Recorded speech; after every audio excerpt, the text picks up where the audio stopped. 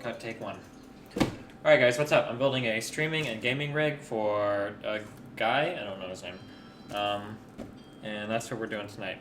This is a pretty high priced build. I think, I want to say the budget was like $2,000 including like my fee and shipping and all that, so cost of parts comes out to around $1750 depending on whatever current sales are going, or what year you're watching this in, or what part of the world you live in, or if you live near Micro Center. I guess there's a whole bunch of shit that can affect that, but okay. We have a lot of cool stuff. I'm excited for this build because this is the first time I get to work with this cooler, which is something that I'm looking forward to. We have, so this computer is going to be used for, I think gaming and streaming were the two things that this guy was looking to get into. So for that, we have a 4770K. Hyper-threading is cool. The more threads, the better, within reason, I guess. When you talk about streaming, 780 for gaming. This card is a monster, and it helps you avoid sometimes the troubles, I guess, of cross-firing 7970s. Although for the same cost, they arguably give you better performance. If you're talking about gaming at 1080p, it doesn't really matter. Both of them will kill it. And with this, you don't have to get a bigger power supply for cross-firing, all that good stuff. 8 gigs of RAM, just a stick of RAM for whatever, who cares, it's RAM. UD3H is a cool motherboard. We can overclock the shit out of this processor on the UD3H. You've got a Samsung Evo, an 840 Evo. These drives are actually pretty well priced considering the performance. The 850 or the 840 controller is the best one that Samsung has right now, and like I said, the drives are priced pretty competitively. Some of them even come with a data transfer kit, although I don't do that.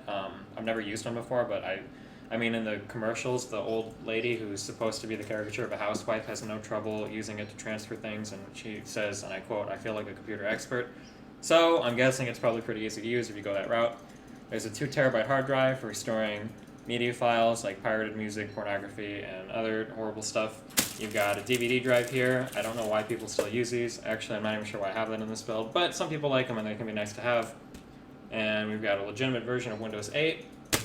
We have a 650 power supply by Seasonic. Probably could have scraped by with a lower power supply for this build. However, I know that this power supply will have all the cords necessary to hook the 720 or the 780 up to it. I won't have to worry about amperage on the 12-volt rail. I won't have to use Molex power connectors or anything crazy like that, which is nice. And this guy I'm looking forward to working with is the Thermaltake Water Extreme 3.0. It's cool. It's supposed to be a really cool heater. Cooler? That'll heat your room up. And it's not loud as fuck like the H100i. I've used the H100i a lot in my past builds. Some people don't like the H100i. For me personally, I think the H100i is pretty cool. The fans can get pretty loud, I guess, at max draw, but I use a horrible cooler right now on my personal computer, so what I think is loud is a lot different than what other people think are loud. There is a waterfall in my room. I'm pretty sure that cooler is going to die one day, but hopefully this will be even cooler. And the case that this is all going in is a case I haven't worked with before, but it was a customer preference. It is the Z Plus 11HF1 by Zolman. Hopefully it will be acceptable and not absolutely terrible.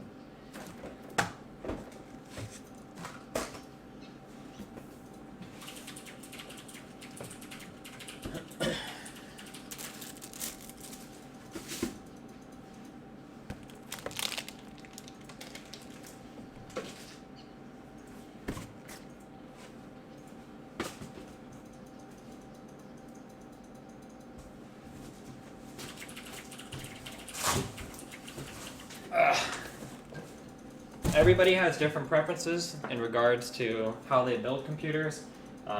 As I've started to do this, I'm just looking for the quickest and most efficient way possible. So there are some people that I know who prefer to do a test boot of the system outside of the case before inserting it into the case.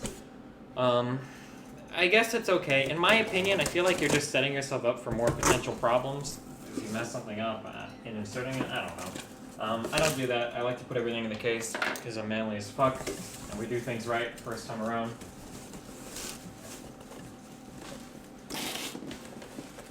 Why do people insist on getting cases like that?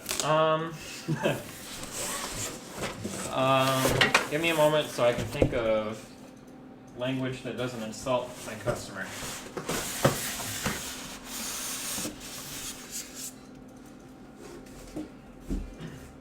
So back in the early 20th century, 21st century, I guess is technically what this is.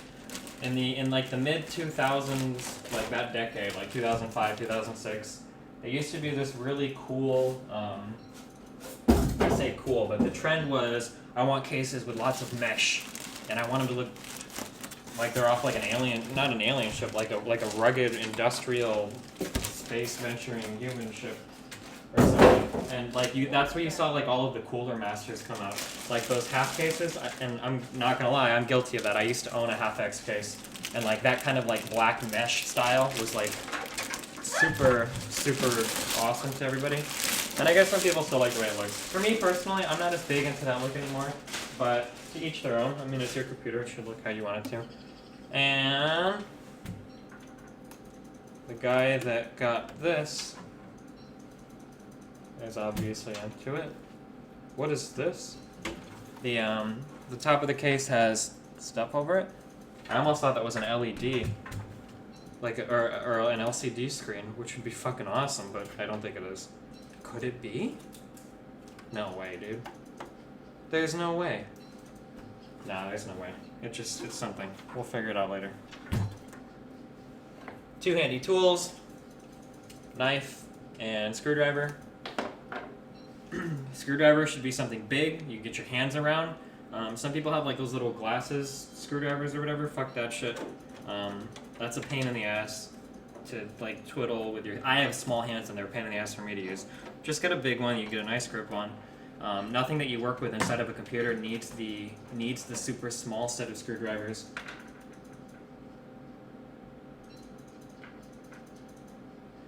These are made of plastic. That's really strange. I've never seen that before. It's not necessarily bad, but like, ugh. Oh my god, this whole thing on this side. This is funny. But does it not come off? Oh, there we go. Oh, there's a fan on this side. Interesting. Right? There's a fan down in here. I guess that's to cool the hard disk bay. Hard disk drive bay. Personally, I'm not a big fan of fans like that. No pun intended. Fuck. Because typically your hard drives aren't overheating, and because fans down there can impede the airflow of air coming into the case, which is kind of strange, and they can also introduce a lot of unnecessary noise. But it's not the worst thing in the world.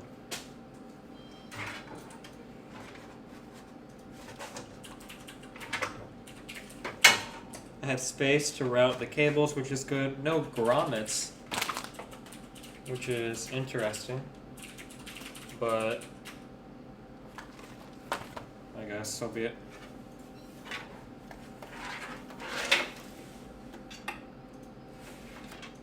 I'm not sure what that's for. I guess if you want to put a fan there? If you have a really big power, I don't know. Okay. We'll figure it out as we go along.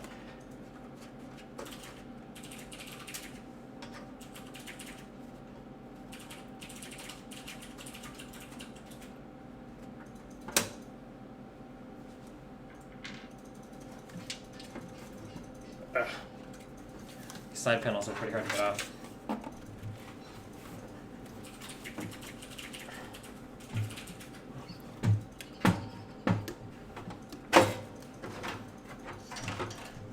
Another fan. Oh man, this thing has a lot of fans on it. Very interesting. We've got all the standard cables.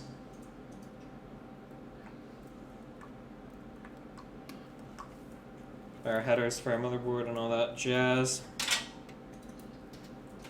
Do we have no fan controller in the case? That's pretty strange. Is that right? I must be missing it. For a case to have this many extra fans and no fan controller built in seems very strange to me. Although I guess it's possible. Huh. Well, okay.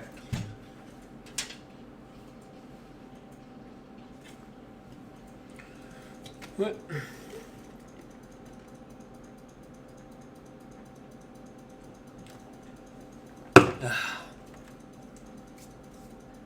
Alright, I guess we will, I guess we'll try to figure that out. Alright, so like I said before, I'm starting to learn new and exciting things every day to help me put these systems together faster. One thing that I've decided helps a lot is to just throw in these SATA drives right off the bat. So, actually I'll wait to do that in one sec. First thing I'll do is I'll throw in the power supply, and then I'll throw in all of this. The reason I put the power supply in first is because it allows us to plug the system into the wall, and since we have all of our electrical outlets here up to code, that means that the socket is grounded, which means that we will be grounded, which means we will not short out our parts or cause any other kinds of damage that will manifest themselves in later problems. Seasonic stuff. Nice foam packaging. And this is our power supply unit, commonly referred to as a PSU. Power cord. The unnecessary bag that all power supplies Seasonic come with for when you're traveling on the go and you really need to take your power supply with you for whatever reason.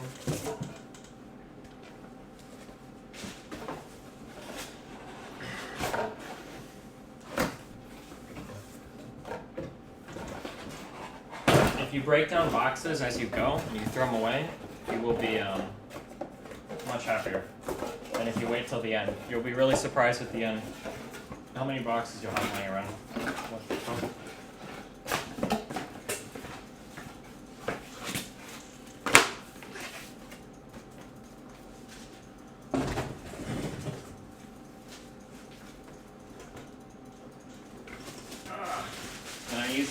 I usually use the big bag that comes with the case as garbage, or to throw garbage away in.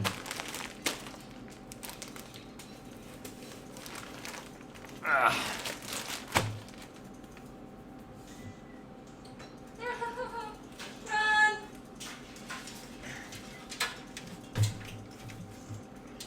Oh man, this case is special. This case is something else, man. But it'll get the job done. Typically in power supplies, you always want the fan to face down. Because the fan is mounted at the bottom, you want it to pull cool air up into the case.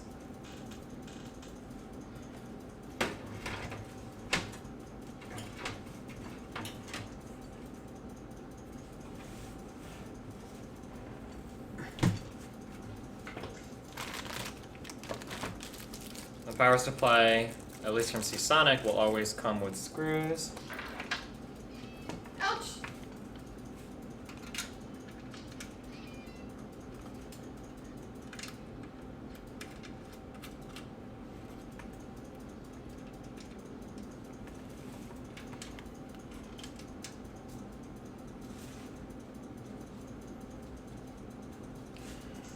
Helpful life tip, anytime you're screwing something in, and this applies to pretty much everything in life you'll ever have to screw in. You should be able to get all of them in by hand at first. You should always do that before tightening everything down, because if you insert one screw and you super tighten it, then you might run into an issue where you can't get in other screws, and then you've got to go back and loosen it. Wonder why you've wasted so much time in your life. Your mind will wander, you'll become suicidal, it'll be bad. Most people suggest a cross tightening, although to be honest it doesn't, but I do it anyway.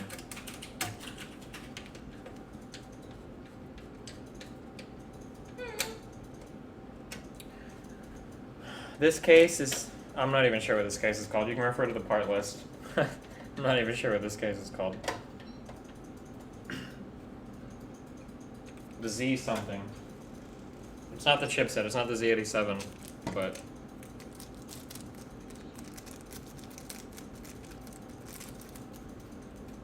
Oh shoot. Dragonfly in chat, are you able to change that for me, or do I have to get up and do it?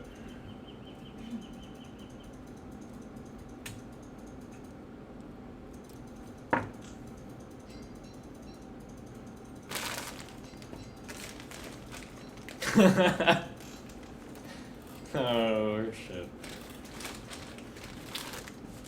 I'm gonna set this stuff aside. The customer can deal with that, or if they want to read through it, I guess. Peruse. Oh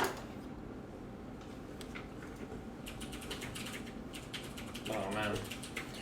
I gotta update something on a website real fast. Hold on.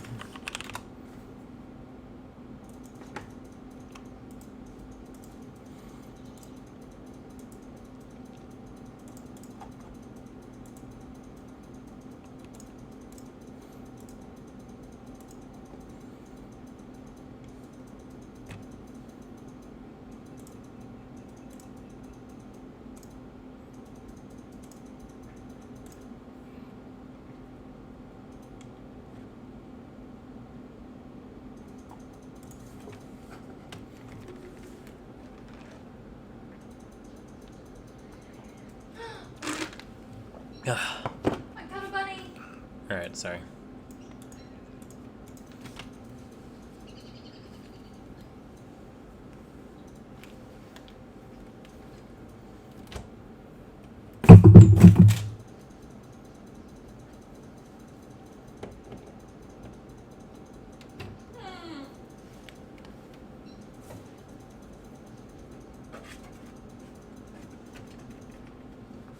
Alright, this is plugged in. We're nice and grounded now, which is good. I'll set these cables here for later.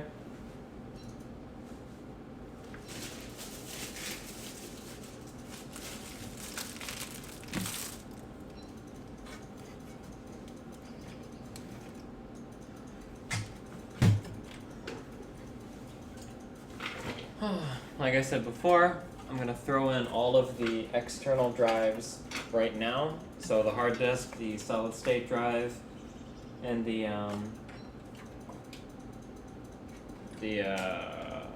hard disk drive.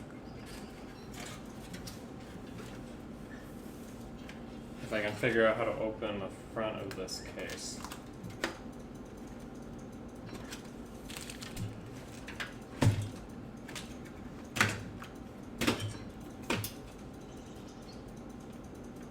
Oh, there is some kind of fan controller.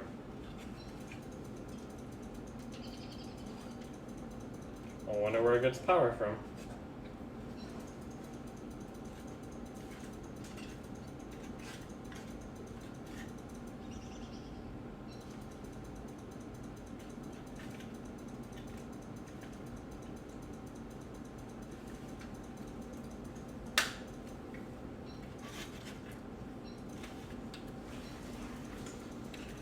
There are little metal tabs holding this plate in. I'm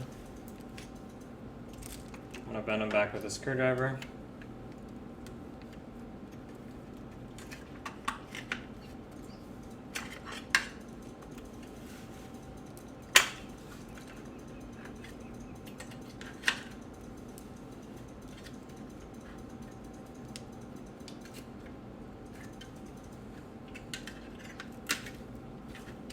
Or at least I'm assuming that's how this thing comes out. Maybe not.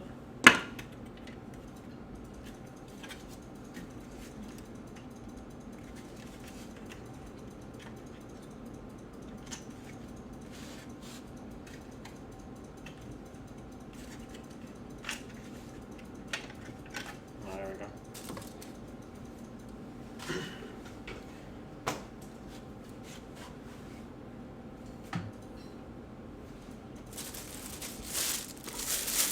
Is the PSU upside down? Nope. The fan should always be, yeah, I say always. Typically you always want the fan facing down. The enemy's, what is it? The enemy's gate is down?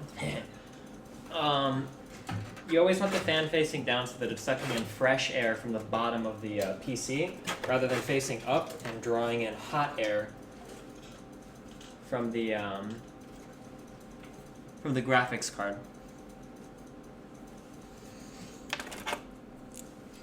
Nail clippers work great for cutting zip ties.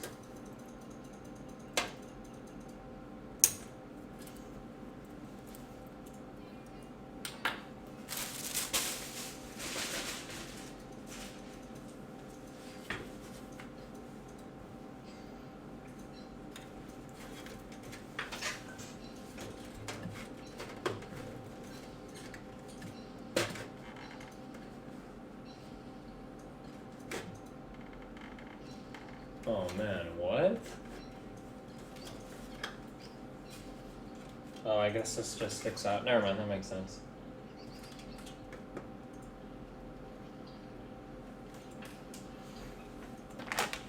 Typically, the screws that you need to attach SATA devices will come with the case. And that's what I'm looking for right now.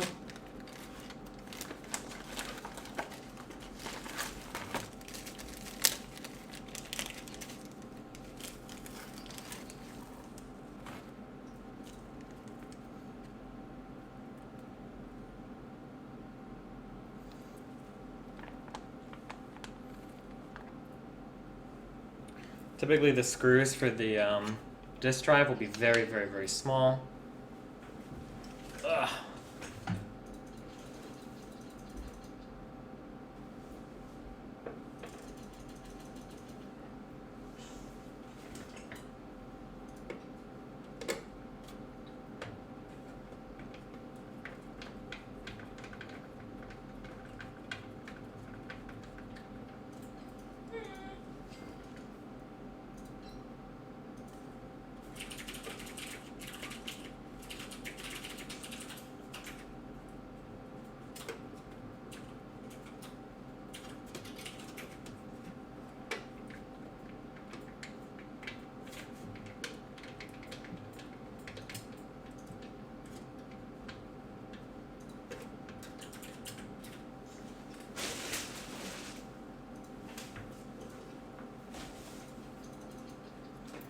Attach the screws on one side, and now I'm attaching the screws on the other side. I'm just screwing in the hard disk drive right now.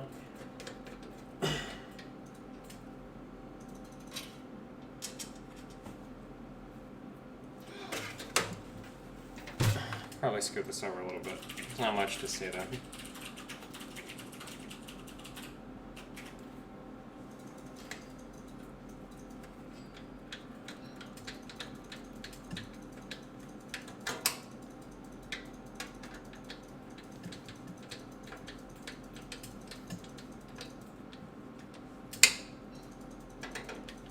It's tempting to only screw in 2 screws on one side. For the most part, you can get away with it, but if you screw in all 4, you'll make sure you don't break any of these tabs if you're transporting the case for any reason. Time to open up the SSD. Anytime you cut a package, always cut away from your body so you don't injure yourself.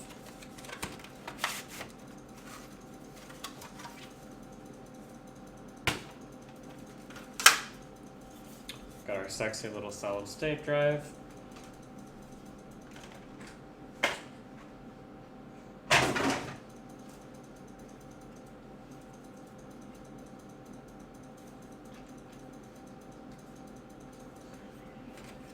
Some cases will have mountings on the back. Oh wow, this has like a real ass mounting. I think this is for a solid state drive, right? It fits it like almost perfectly, yeah.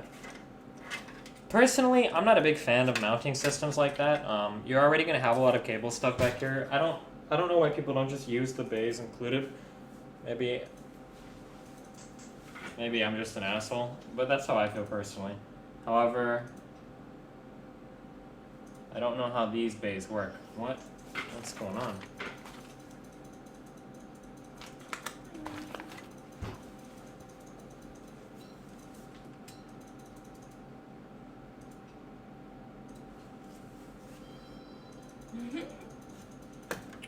if the case came with.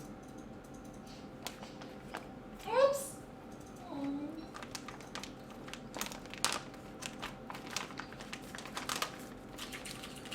There's a smaller bay. There's smaller bays above the 3.5-inch drive bay.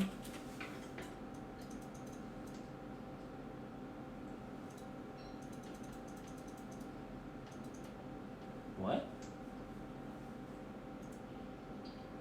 Hold on, I'm really confused right now. Typically your hard disk inserts here.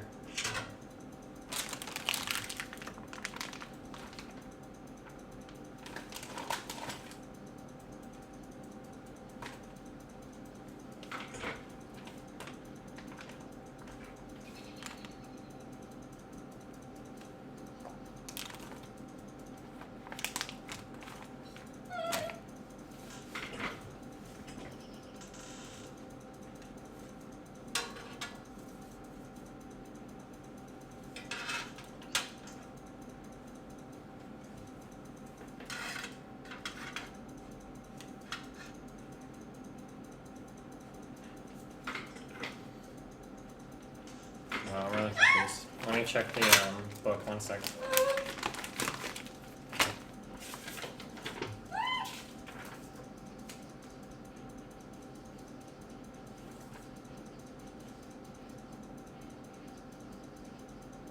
What did I do?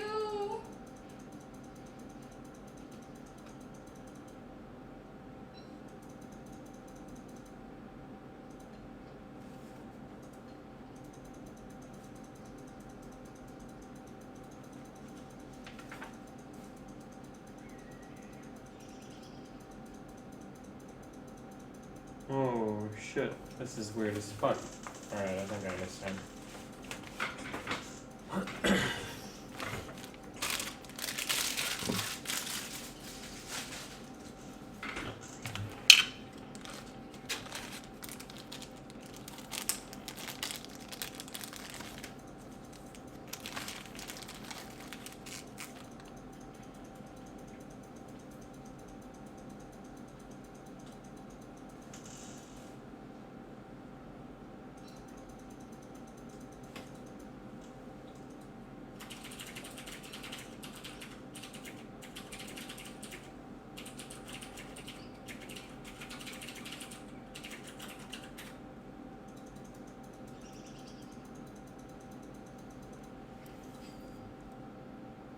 One thing that annoys me that a lot of companies do, although to be fair I haven't seen as much of it recently, although to be fair it's probably because I use cases from the same companies, is that every company tries to do like its own shit when it comes to like, this is something I've complained about a lot fast. Every company tries to do like its own thing when it comes to like toolless cases, like they're reinventing the wheel every time.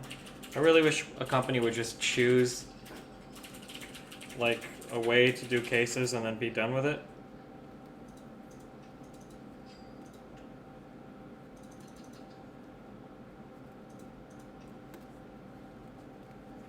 But such is life.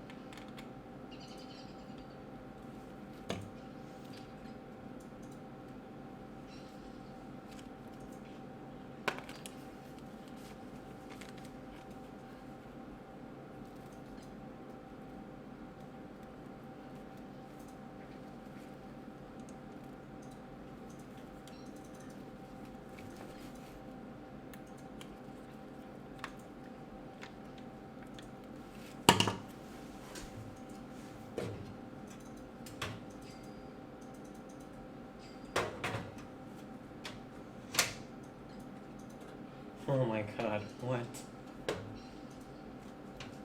Oh, I understand. Jesus.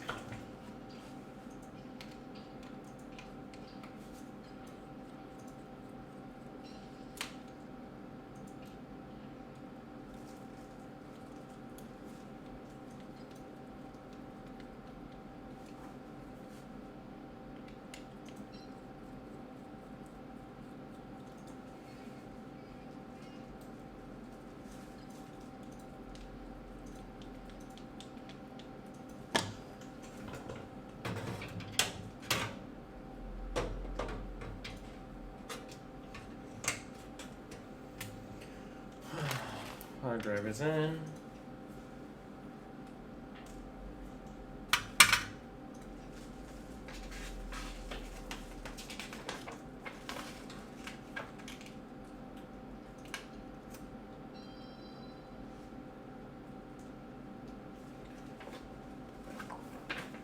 Apparently I need to unscrew and remove this tray to install the SSD.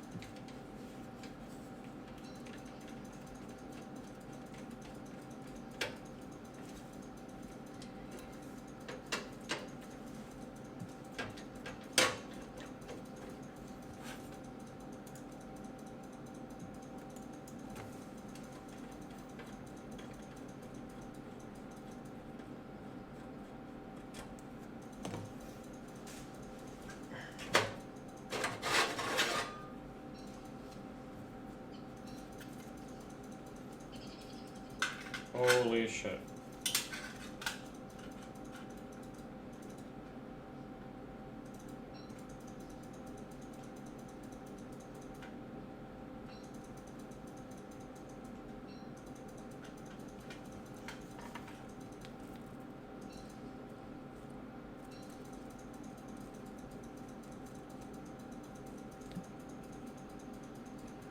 So, took the tray out, and now I'm going to screw the SSD into this little tray, which I guess I'll go back into the computer. I've never seen an SSD install like this before.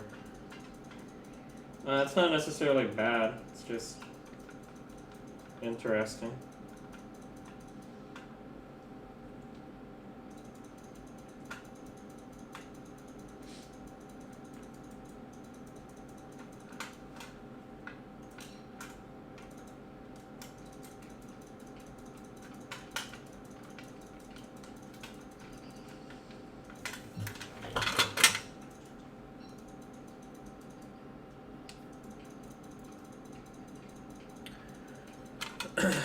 The UD5H and the UD, is there a UD7H? I know there's a UD4H and a UD5H. They're pretty much the same thing except more power phases and more features on the board if you need it, like more USB ports or whatever. The UD3H is a really good board in terms of you want to overclock and you don't want to spend an insane amount of money. The UD3H is a very, very, very powerful board for that.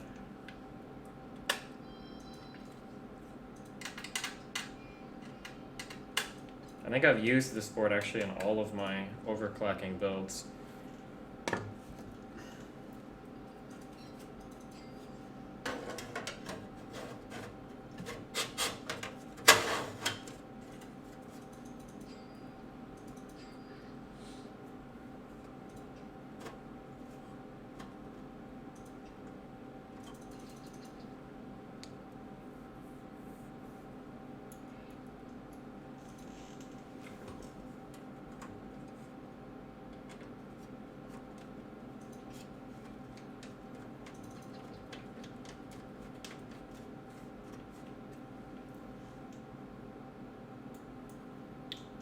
Yeah, right now I'm working on the, there's like a 2.5 inch SSD like adapter kit that came screwed into the case, and that's kind of what I'm messing with right now to get the SSD in.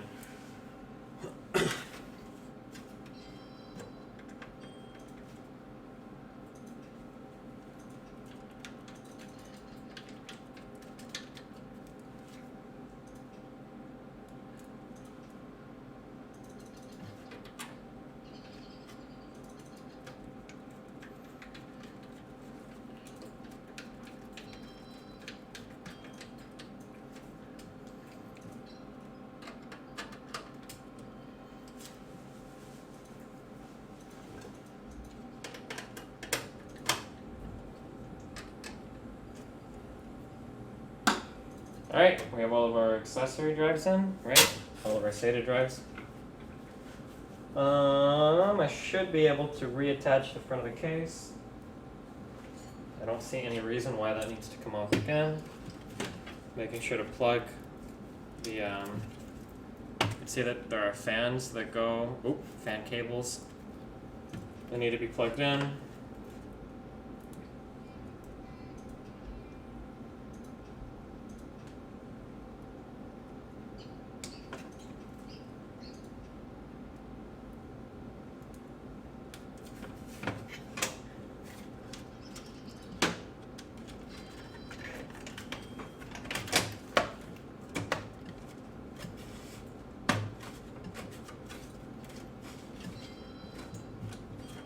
Alright.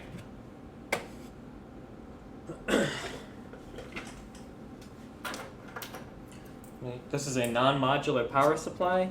Modular power supplies can be nice to have, but they're not required.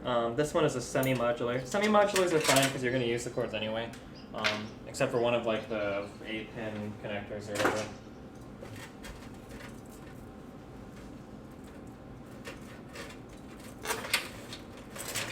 I'll just shove all of these like that.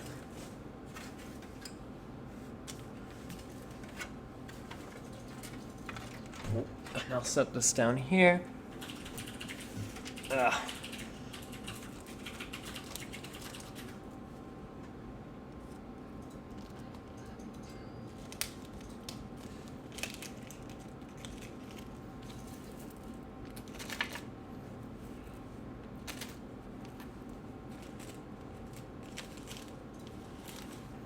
Modular costs, somebody said modular costs way more, at least in stores.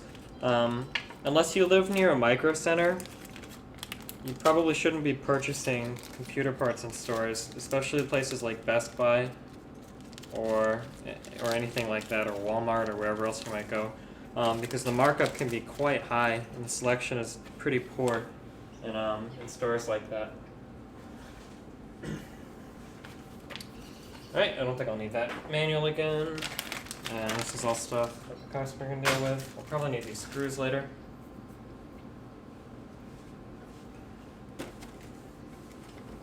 Oh no.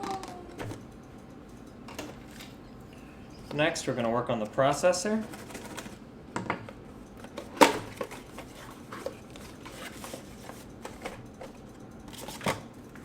so hungry.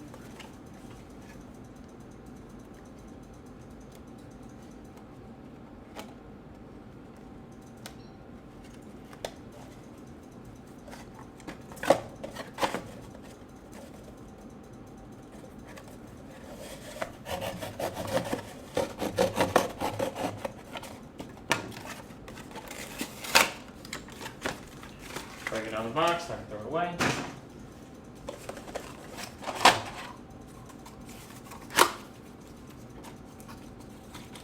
Here's our CPU. Break it out of the box, I can throw it away. Stock heatsink.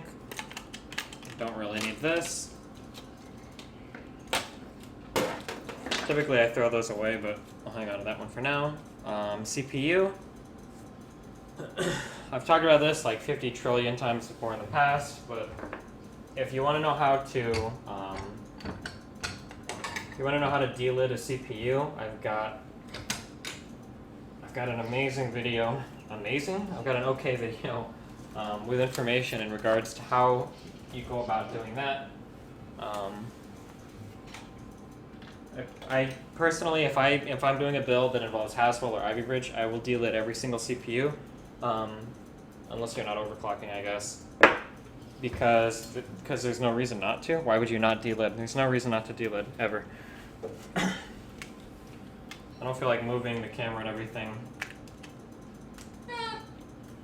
But basically what I'm going to be doing is I'm going to be knocking off this this nickel-plated piece up top from the chip so that we can play underneath it. And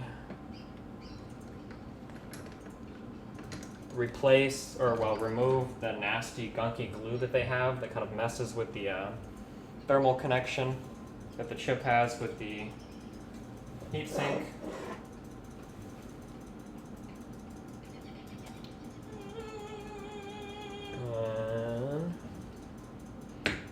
I'm sorry, it's gonna be a little bit loud.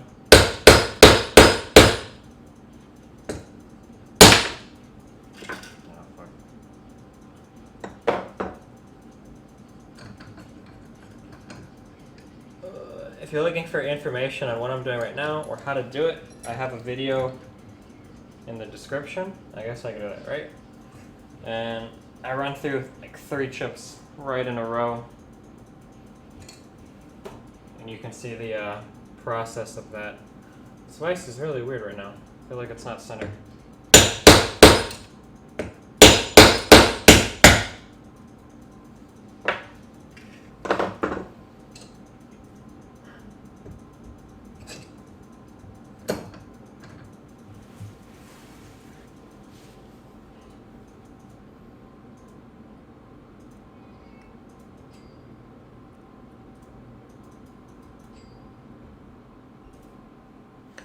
Basically, the end result is you get this piece and this piece.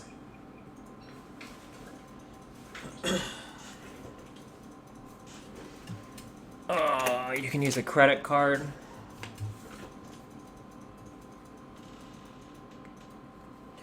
And all I'm going to be doing right now is, if you could see earlier, well, I guess there's that nasty black gunk that's kind of surrounding everything.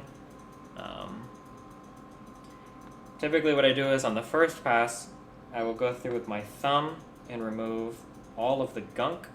That's really easy to come off. And I'm not looking to do a 100% job right now. I'm just looking to get off all of the big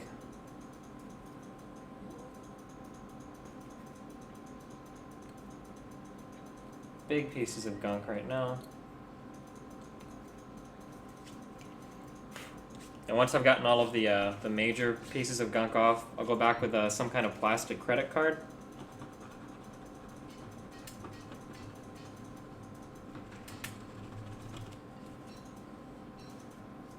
Oops. And this is where you get a bit more detailed.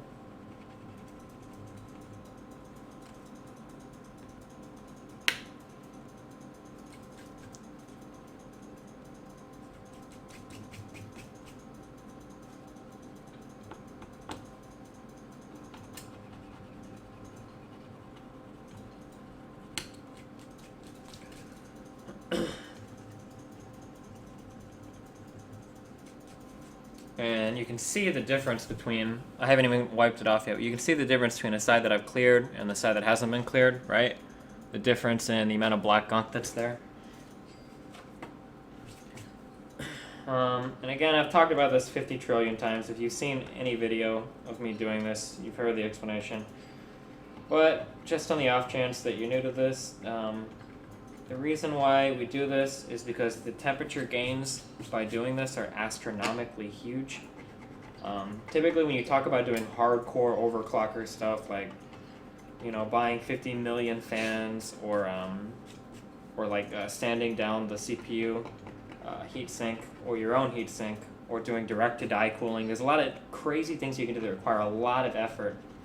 And typically the temperature gains are minimal on each individual action, although if you do all of them, especially in combination with like bigger water cooling setups, you can gain huge temperatures. But the nice thing about delidding is it's pretty easy, it's very low risk. It sounds crazy and it sounds dangerous, but as long as you're not an idiot, you're not going to break anything. It's low risk, it's really easy to do, and the temperature gains are phenomenal. The average temperature gains that you talk on a chip that is an Ivy Bridge or a Haswell chip, easily 15 to 20 degrees off the load temp, which is very significant. Very significant. And as you can see, for the most part, all the black gunk is gone.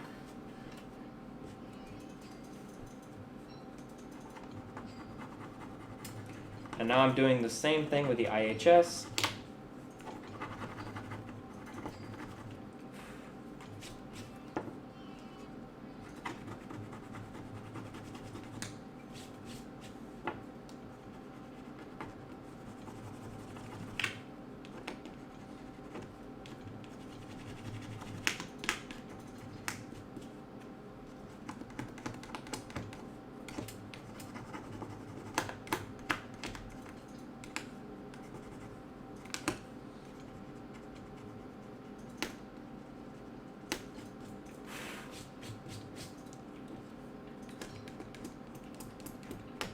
And when you're looking to remove the gunk from the IHS, this integrated heat spreader, you only need to remove the gunk from the outside. You don't have to dig down and get rid of it on the inside, because it's not going to affect anything. If you really want to, you can.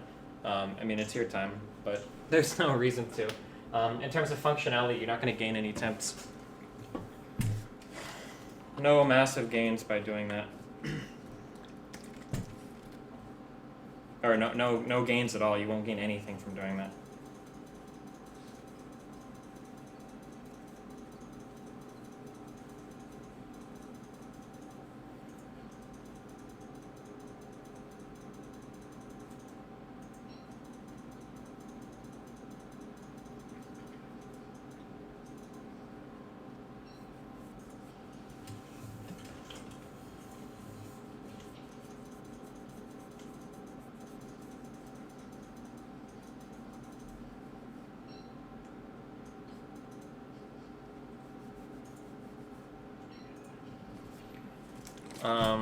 Whoa.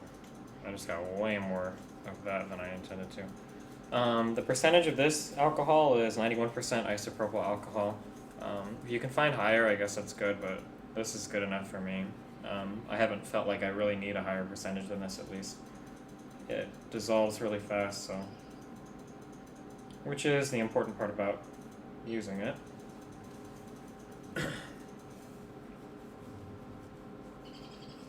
Once I've gotten this nice and clean, go to our PCB, and I'm going to start wiping this down.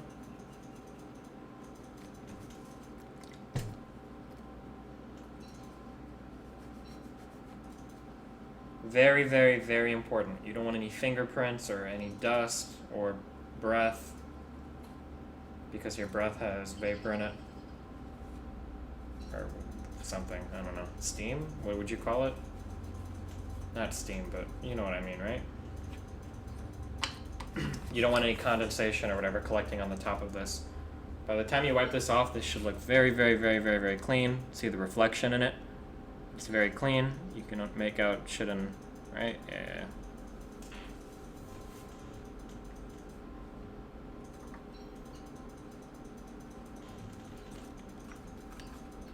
Yeah, I picked up this, I picked this thing up, the alcohol, I picked this up at like a Walgreens or whatever. This stuff that I'm using is called Liquid Pro. It's from Cool Laboratory. And anybody that's ever done delidding pretty much recommends using this stuff because it is the shit.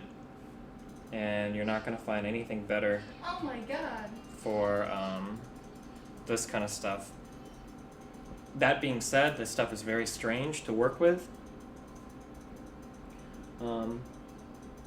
I would suggest working on a... Oh my god, why does this always happen to me? I would suggest working on a test area first, if you've never used this before. Because the way that the liquid handles is very strange. Liquid? I wouldn't even call it a liquid. It's supposed to be like a 100% pure metal alloy, but... You also have to be very, very, very careful with it, such that if you get a little thermal paste on like a motherboard's, not in the socket obviously, but if it's just like somewhere, it's not like a big deal or anything. This stuff, you don't want to get, you don't want to leave any extra anywhere. That would be very, very, very bad. This is like a 100% metallic compound, so it conducts electricity very well. My little injector overshot a little bit, so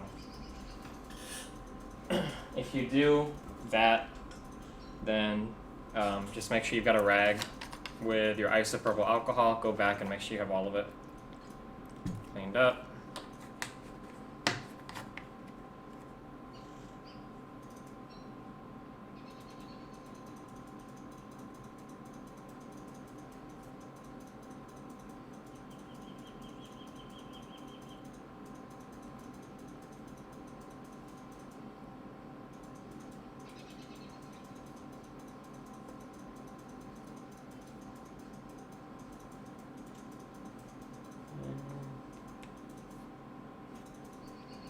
That's what I'm doing right now.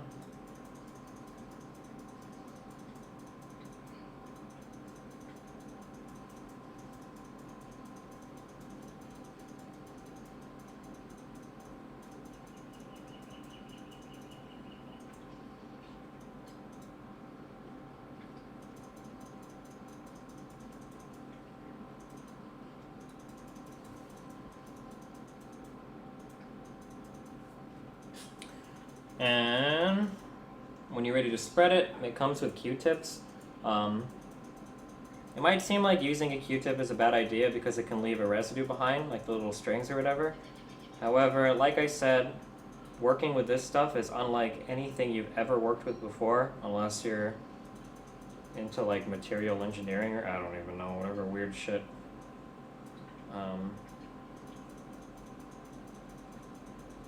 So for the most part, you should be okay spreading this with a Q-tip. Yeah. It's really hard to explain working with this material. If you've never done it before, it's just something you'll have to experience. One of the things that I did before getting into the, obviously delidding, because this is a $350 processor. Well, 335? I don't know, however much the i7s cost.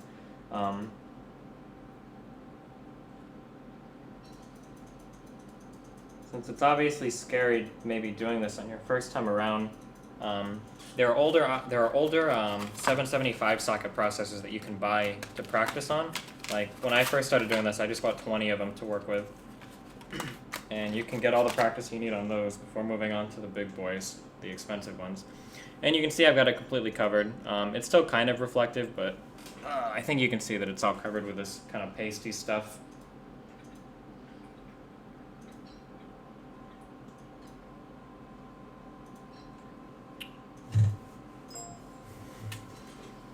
Now that I'm done,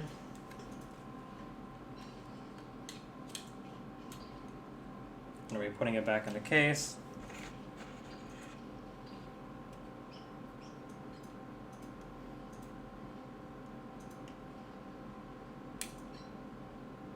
I'm going to put the lid on it. The lid doesn't need to be 100% centered because, and it also isn't going to be stuck on there. So if I were to take this out recklessly, it can fall off. It doesn't have to be like 100% centered because it's going to be going in the motherboard anyway, so you don't have to like fidget with it or like make sure it's like super 100% center. It's okay to be a little bit off. I mean, obviously you don't want it twisted like 80 degrees around or anything weird like that, but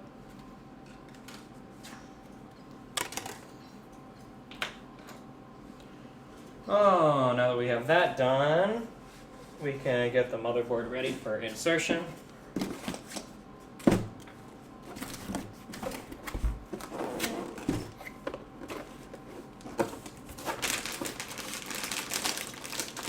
Got the 83H. Boxes.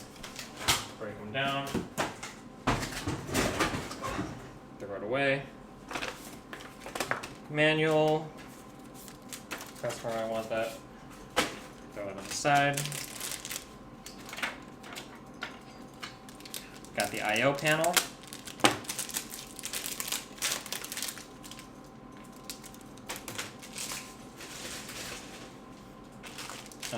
SATA cables, and for whatever reason, every single motherboard comes with an SLI bridge.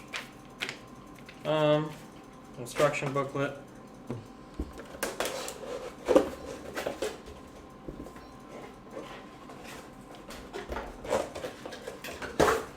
Breaking down this box.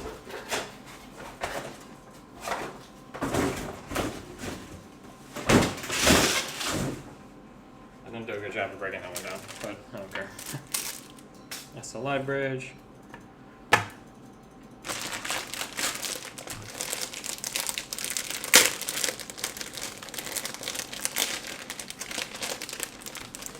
Before I handle this, I'm touching the power supply again. Because the power supply is grounded. Make sure that I don't have a bunch of static electricity.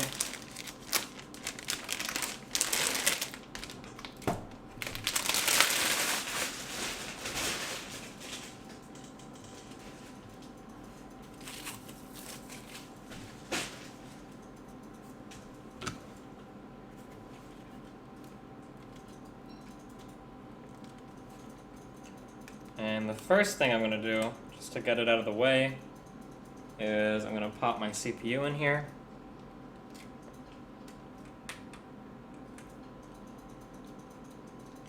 Again, I'm being very careful how I handle this because that top is not secure.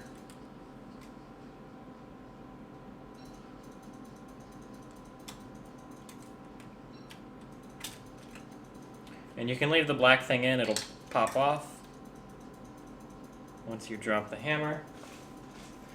Keep that, don't throw that away, because if you ever have to armate the motherboard, you need to keep that.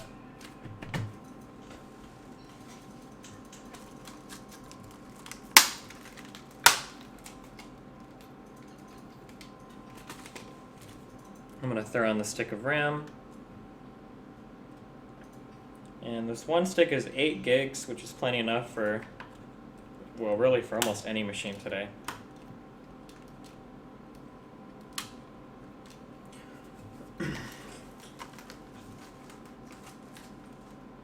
Toss the box. And everything on the motherboard is pretty much good to go for inserting it into the box. I guess we should probably take a look at how this cooler works, though. I've never used this cooler before, so. When you're talking about the 1155 platform, the Haswell chips, 4670Ks, 4770Ks, they are capable of running the RAM in dual channel, which leads some people to believe that they need to have 2 sticks of RAM. However, it will run single channel memory, and the single channel performance is actually almost identical to the dual channel performance. In regards to gaming or streaming, you won't see a difference running 1x8 as opposed to 2x4. So if you can save money by buying just 1 stick of RAM, then buy 1 stick of RAM.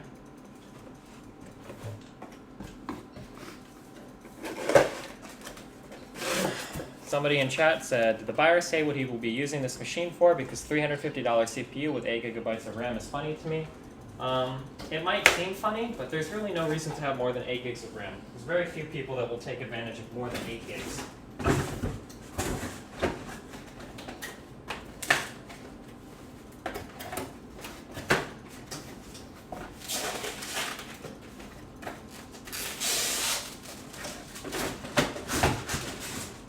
And it's really easy to tell if you need 8 gigs or more. If you have to ask whether or not you need more than 8 gigs, you don't.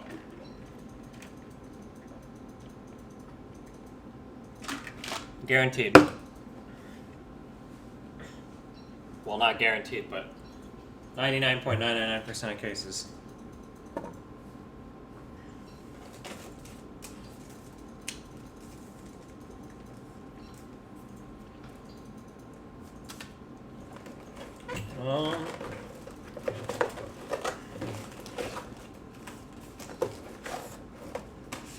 I'm not entirely sure what I'm going to need here for this installation. As I said, I've never worked with this cooler before.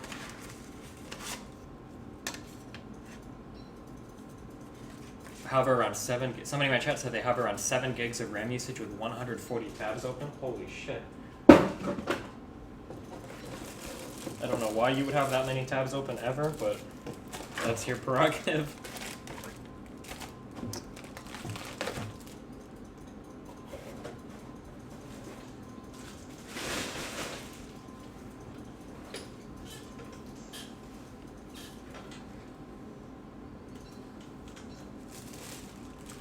Alright, this is the radiator. It's going to go on the top of the computer. This is the water block. It goes on the CPU.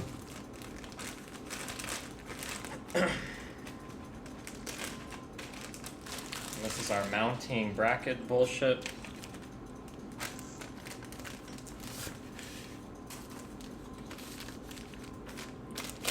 I guess I'll put the brackets on first. Oh, I love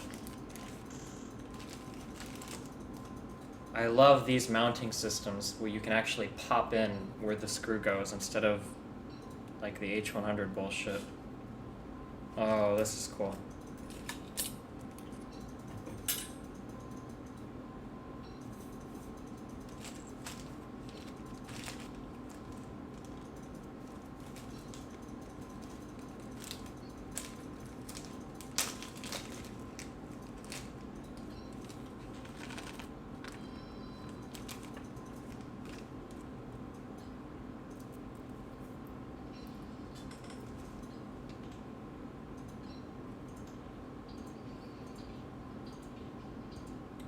Typically the holes are marked for what socket type you're using. I'm putting these into the 1156 hole, which is the same as the 1155.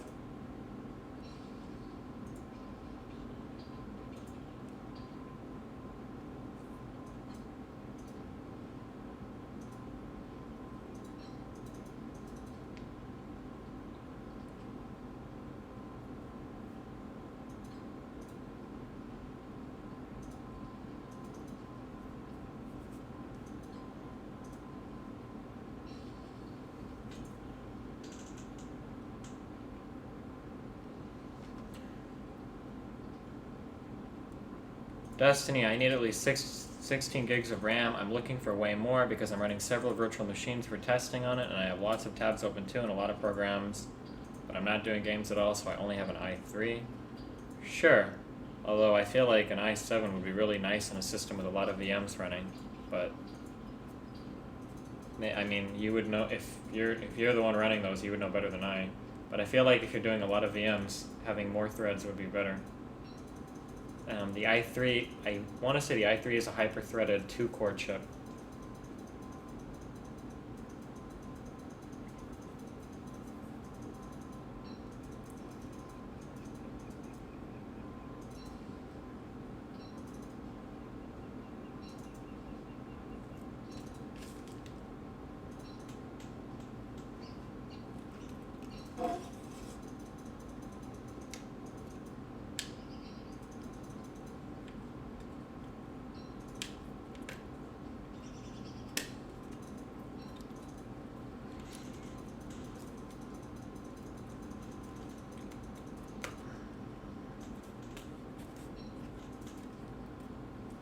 Pop it in nice and easy, stickers hold it in place.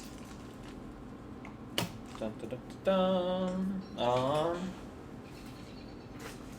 One thing that the manual is nice for is that it will tell me which screws go in for this socket.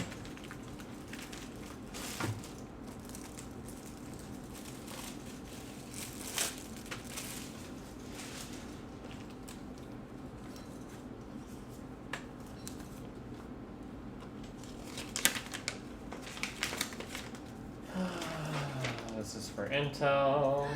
Turkey. Turkey, turkey, turkey. Turkey, turkey.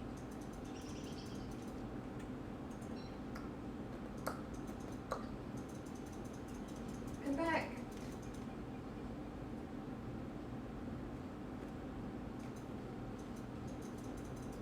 Come back. And I need those screws.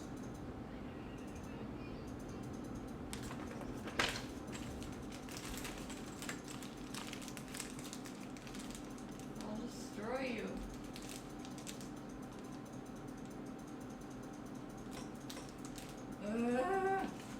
Stop moving.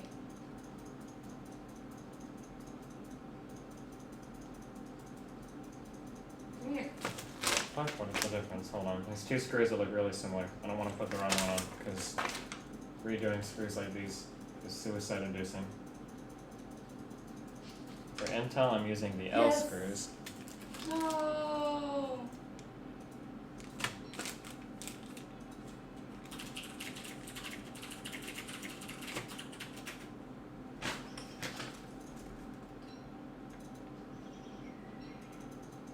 But the drawings list them identically. Oh man, are you real right now? How real are we being? Oh, that's really annoying. Oh wait, it zooms up. Hold on. Does that help? Does it zoom in on these? Sorry, hold on.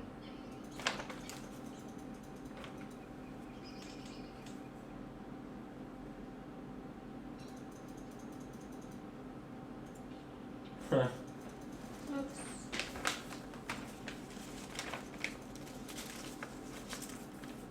Alright, I guess I'll find out.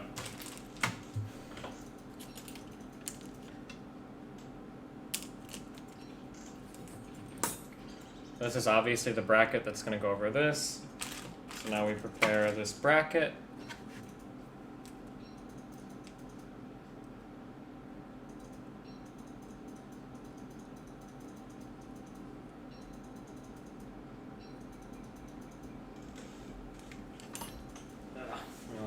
do this. You want to be like, you have to be 1,000,000% positive when you start attaching pieces of plastic like this, because anytime you have to undo it, like I said, it's not a fun experience.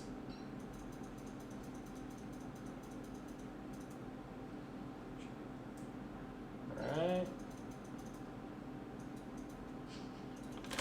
Yeah, okay.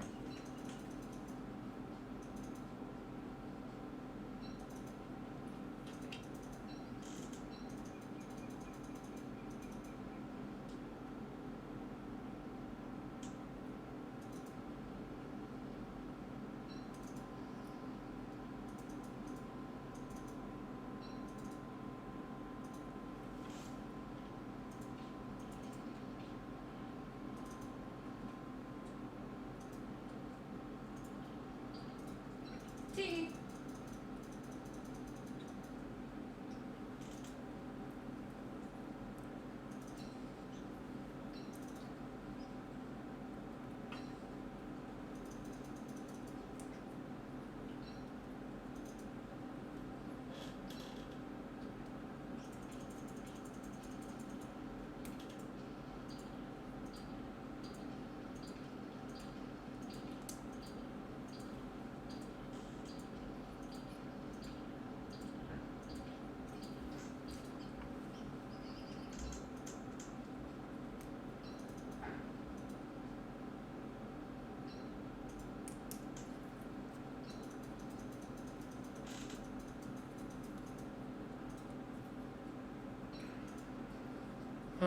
So right now what I'm doing is I'm going around and preparing the water blocks bracket.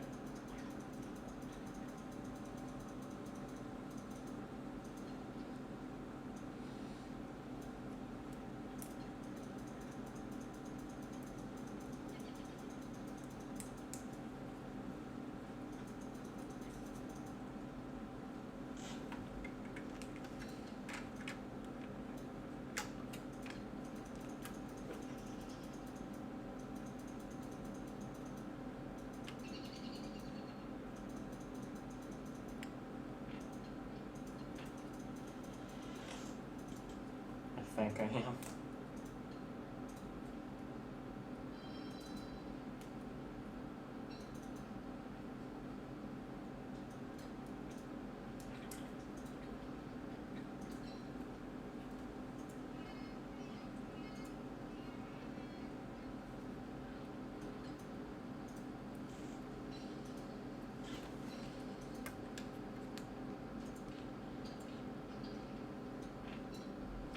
Perfect.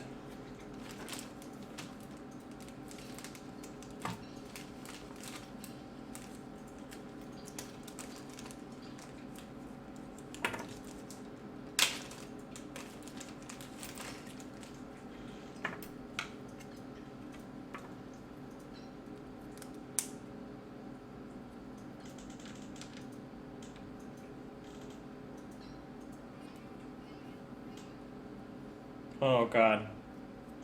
So these pop in nice and easy. But these are a pain in the ass to take out. I'm pretty sure these are the right ones though. It'd be nice if they marked these, but they don't.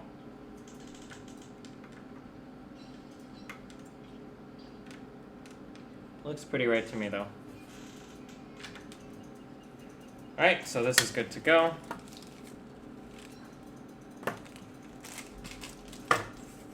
This is garbage.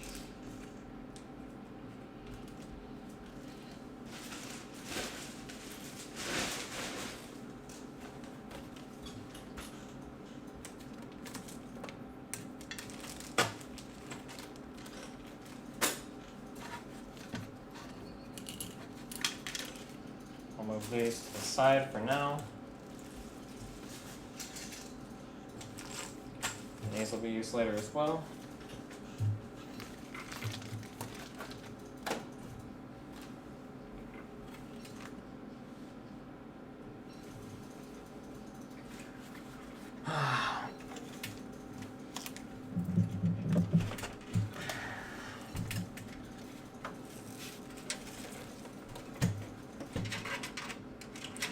One nice thing the case does is all of the standoffs are already in place. That should be a standard for all cases. Although I guess at least some standoffs should be in place, you know? The fewer ways people can mess something up, the better. It's typically how it goes. One thing that I should have checked before we did anything was I'm going to need to remove this top fan because my radiator needs to go there. Actually, I wonder if this case can handle the radiator at all. I didn't even think of that.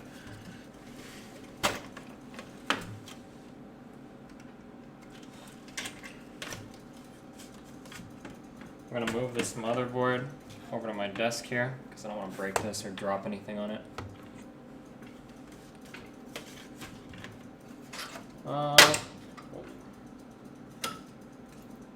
What is this piece? Why is there a covering over this? I don't understand.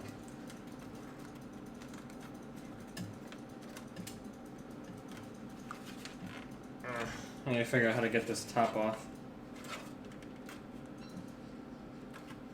Does the top come off? Has anybody in my chat worked with this case before? It has to come off. Right? Oh yeah, it does.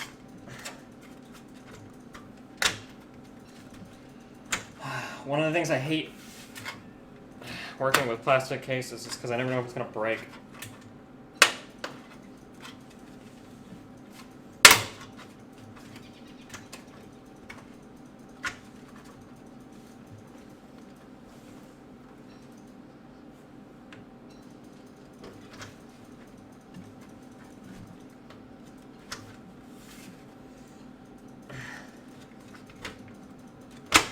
They're just held in by like little plastic things or whatever. Oh my god, I feel like I'm gonna break this if I try to pop this off. Get a screwdriver in there.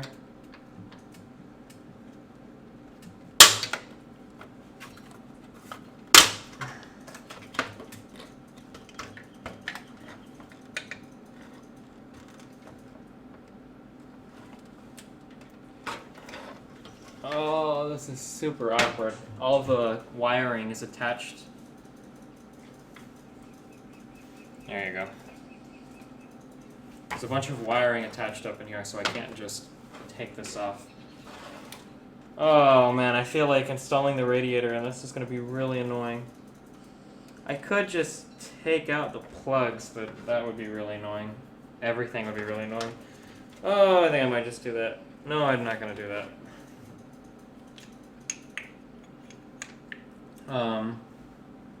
Right now,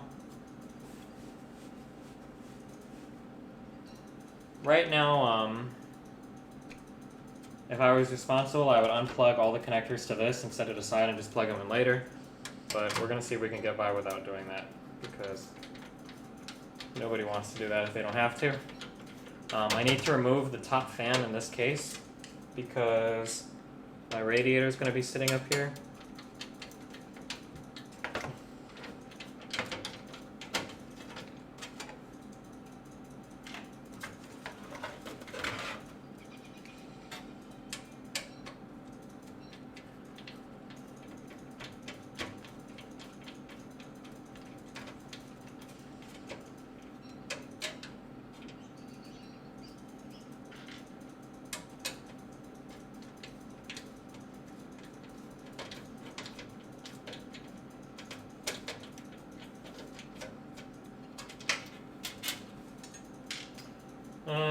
I'm sure we can find... Oh god, I wonder what the LEDs are colored like in these fans. I'm sure we'll find a place for this fan later. I wonder if I want to try to stick in the radiator now before putting the motherboard in. Since I have everything taken apart, I might try to do that. Yeah, I think I'm going to do that. I'll just go ahead and try to stick the radiator in right now.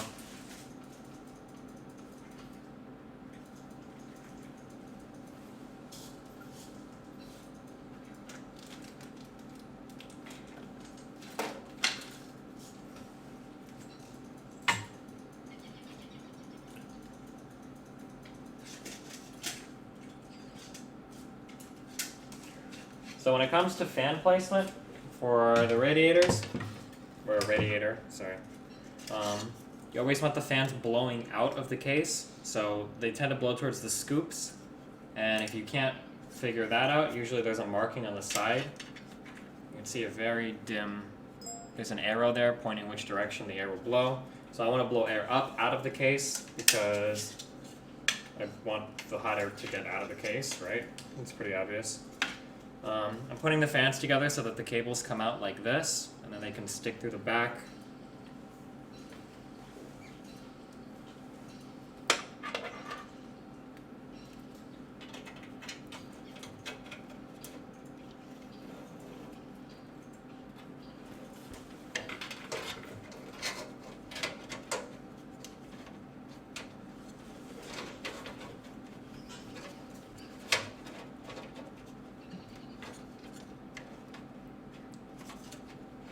Now I just need to see how this is going to line up.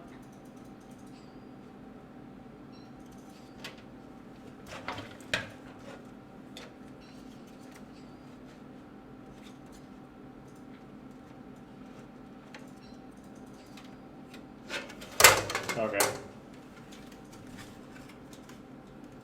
We're going to be responsible people. We're going to take everything apart.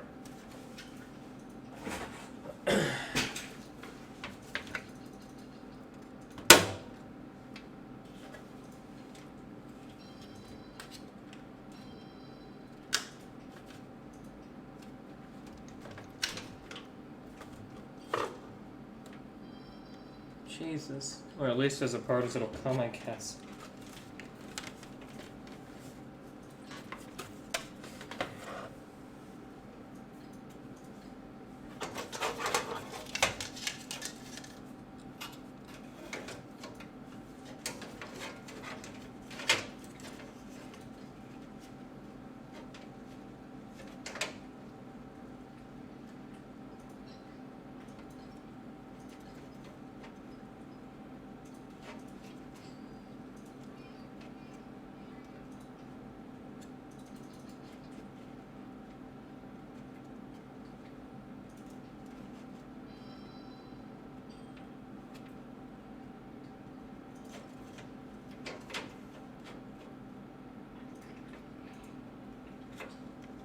Oh my god.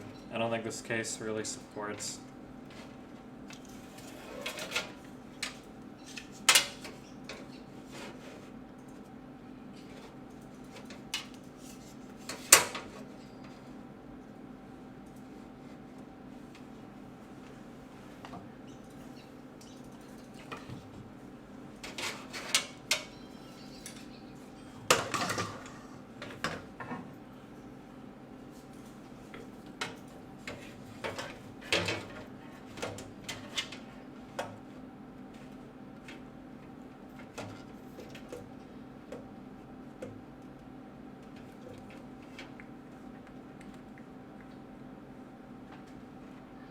Alright, this will be fun. Kinda works. But not really. But kind of.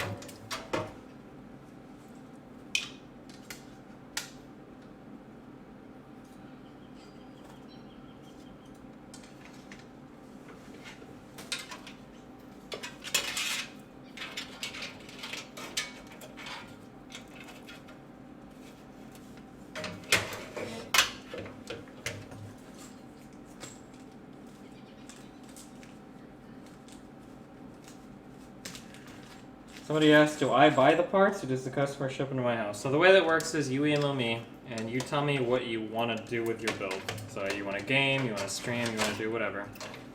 And then I will send you my list of suggested parts. And from there, then we kind of go back and forth between customer can bring up issues with pricing, or if you've got like a preference for a certain part, like I'm a huge AMD fanboy, or I'm a huge NVIDIA fanboy, or a huge Intel fanboy, and I have to absolutely have that part, or some whatever like that. And we can play that game for a while until we arrive at a final build. And then once we get to a final build, you order all the parts and ship them to my house, where I will then put it all together. Or I guess scam you if I wanted to, but I don't think I would do that.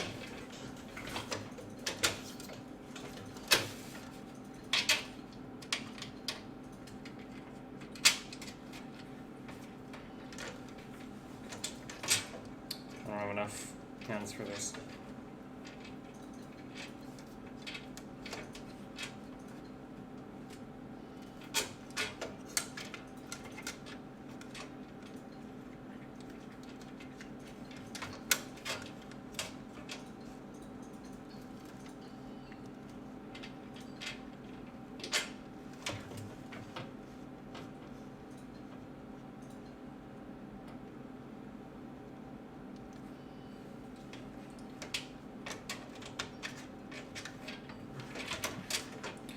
The hardest part about installing the radiator is getting the first screw in. Once you've got the first screw in, everything else is simple.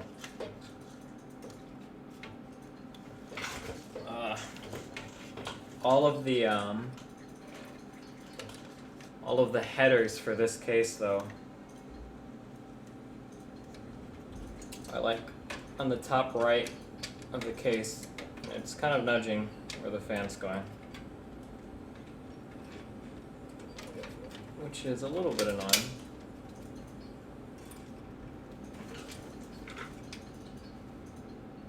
Where did my screwdriver go? It's right here.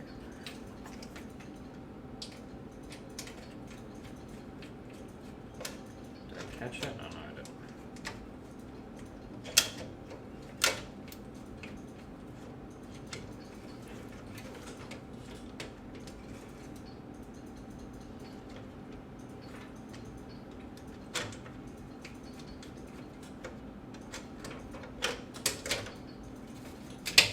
Oh my god.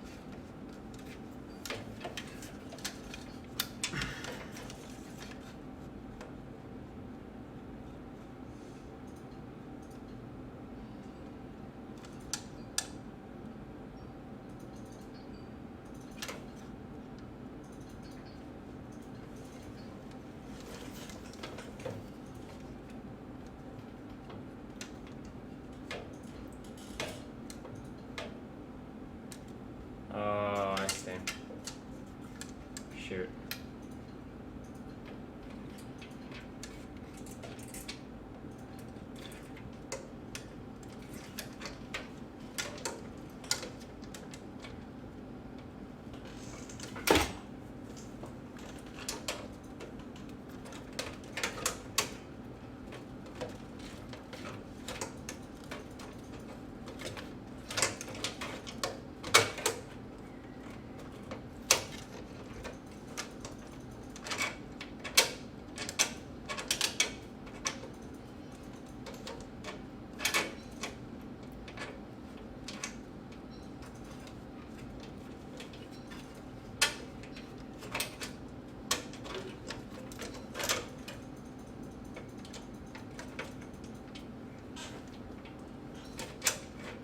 Oh my god.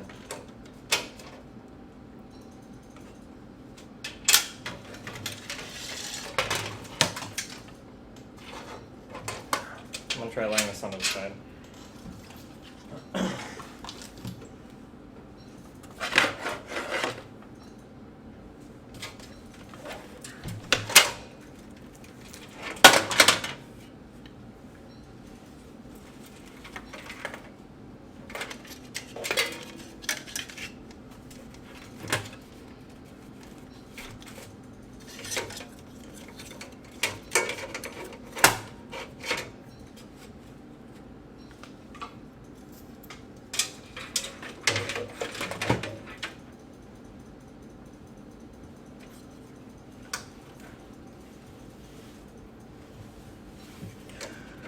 Oh.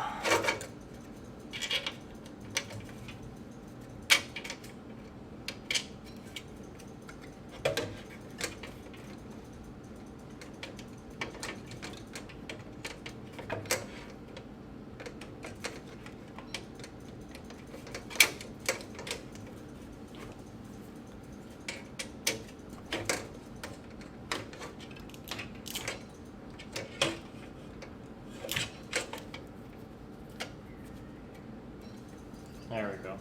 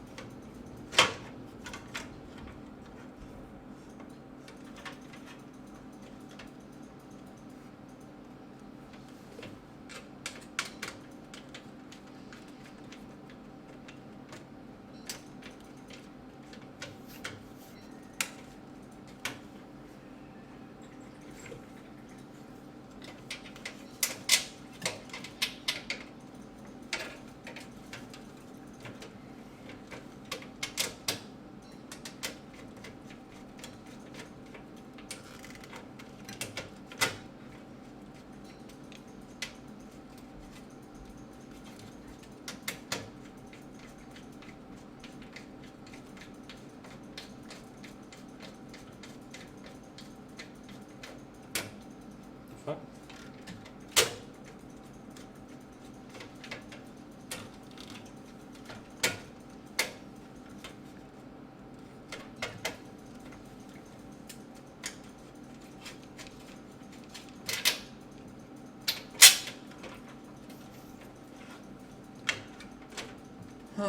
So this case doesn't technically support this radiator installation, although it has mounting for a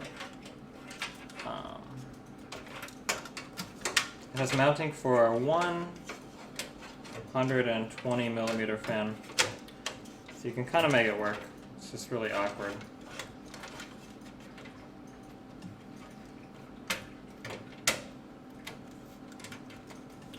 By really awkward, I mean really annoying.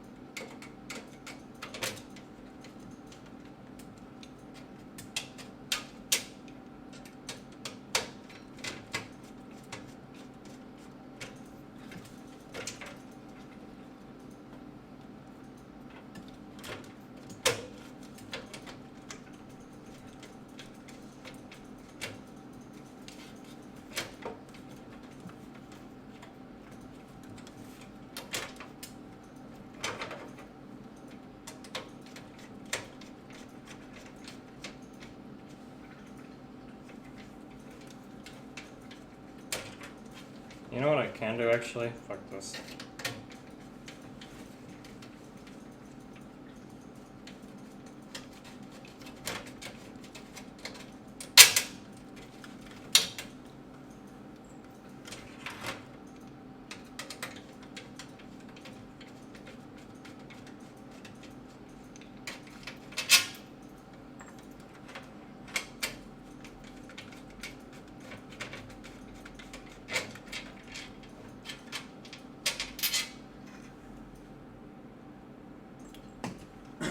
The coolers are fine. This case is just really awkward. Typically I stick to the, my favorite case is the Fractal Define R4. This case is obviously not that, but some of the cases can be a pain in the ass.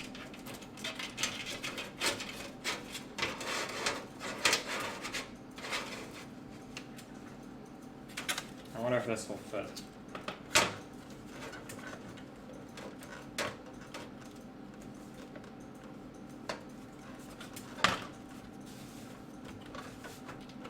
Oh.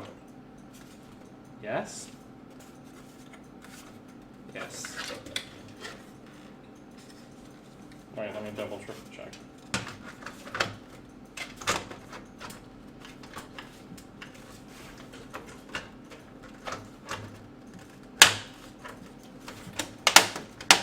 Oh, no, it won't.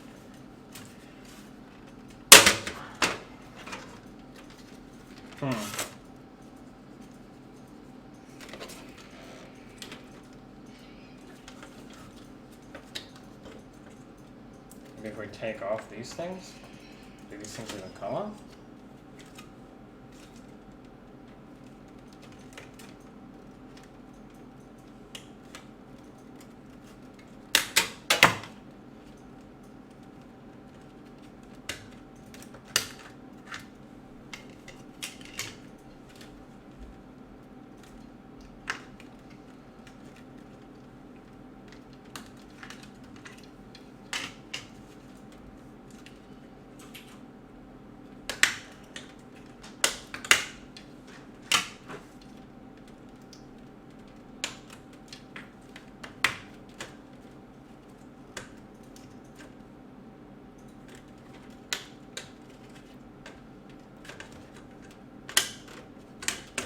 That's convenient.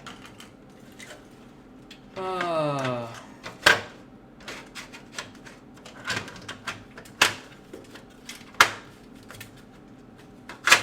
now it fits.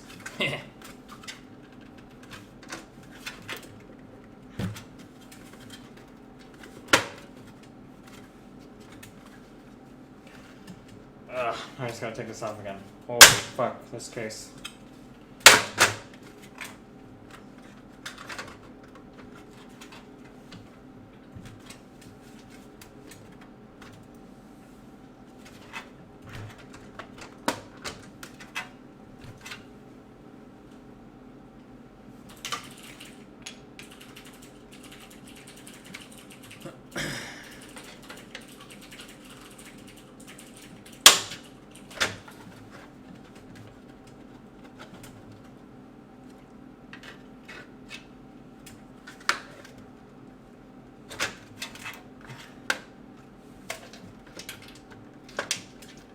Oh my god, I feel like every time I take this apart, it's gonna break.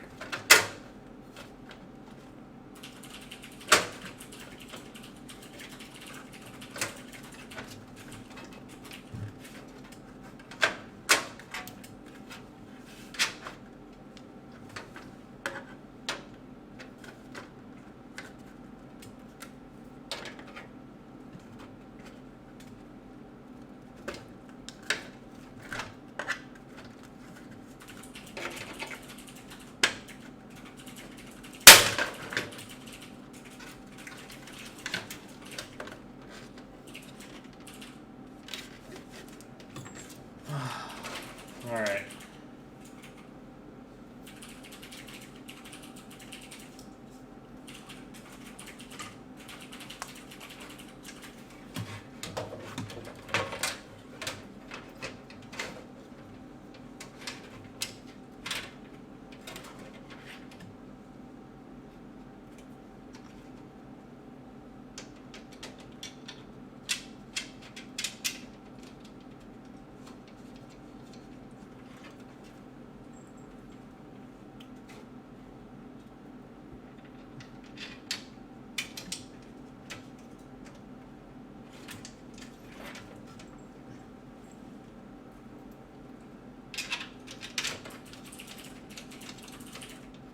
Just dropping on all the screws.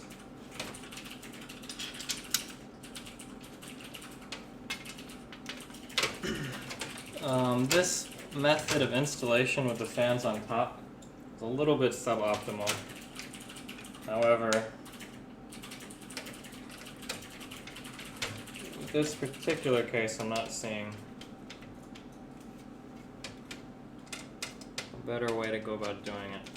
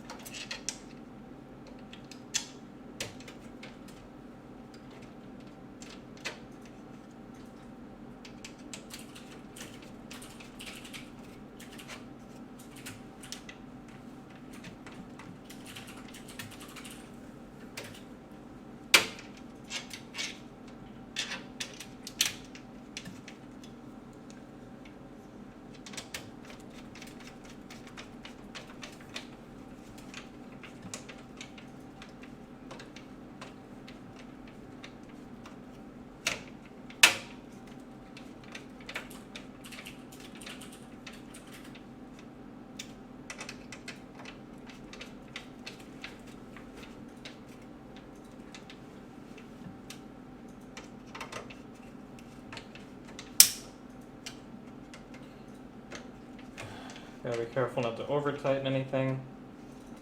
You don't want to strip screws out. However, this does need to be pretty tight, especially for me because I'm shipping this. I don't want anything falling apart.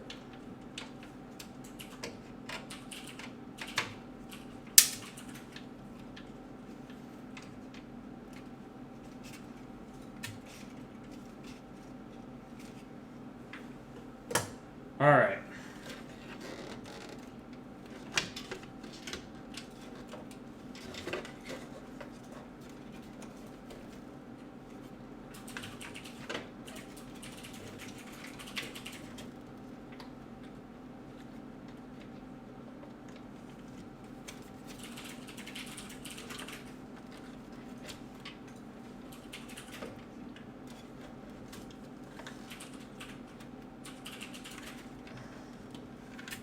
Oh my god, it's so obnoxious. Gotta reattach connectors inside the case.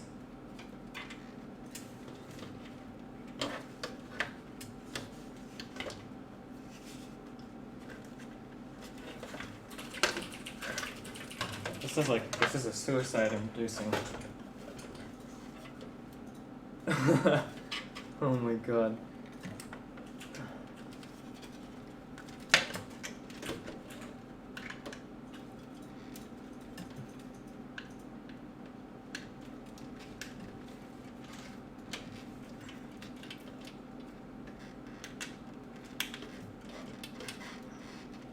Alright. Okay. Yes, yes. Down.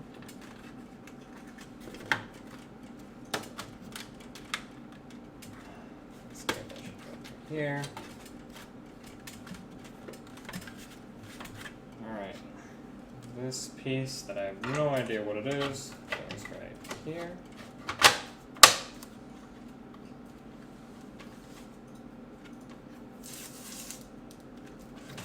For design.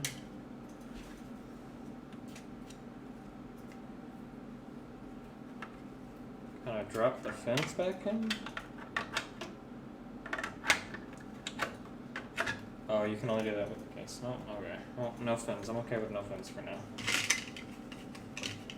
If he wants the fins on, he can put them on. He can put them back on. I don't think there's any other way of getting the radiator in this case.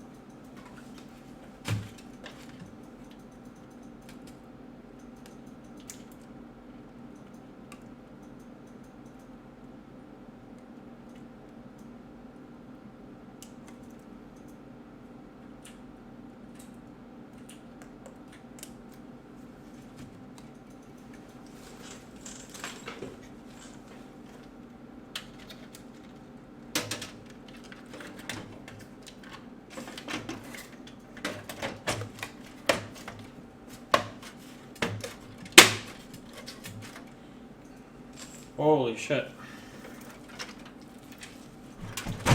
Alright. Seems as though we are ready for the motherboard.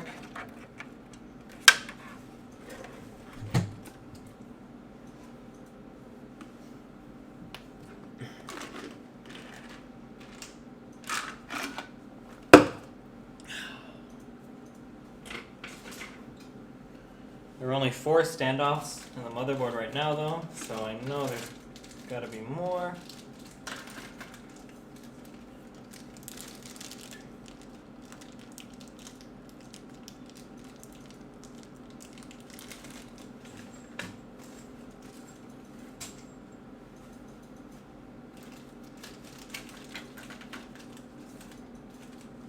Right.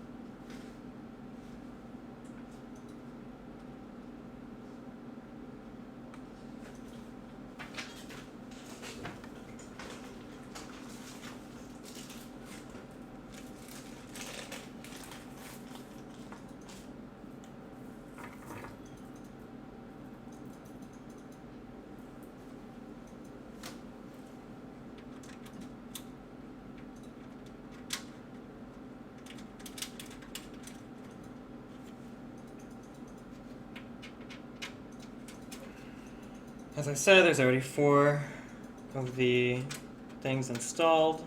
I'm putting in 5 more because that's how much a full-size motherboard needs.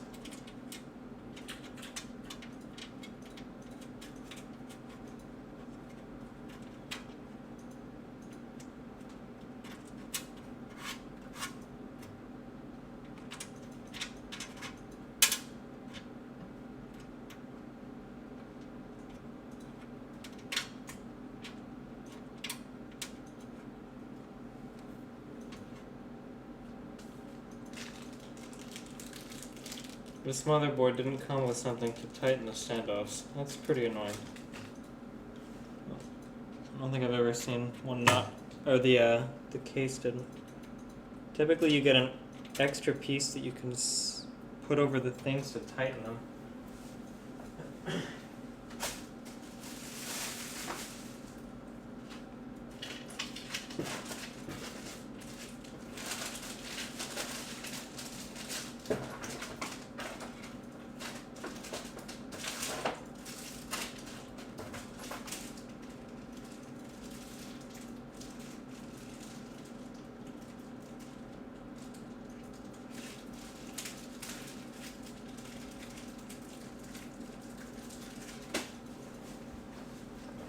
Thankfully I've got extras.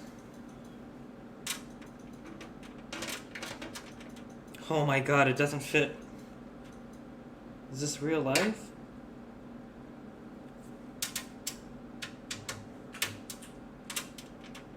I feel like I'm working on cars now. What the fuck?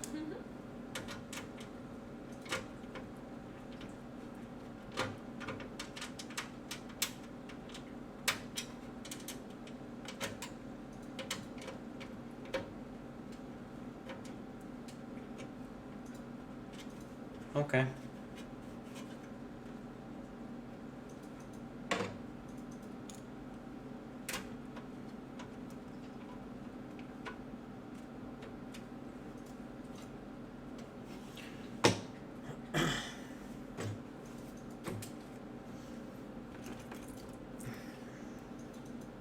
Oh. Motherboard needs to go in. First we need to pop in the back plate.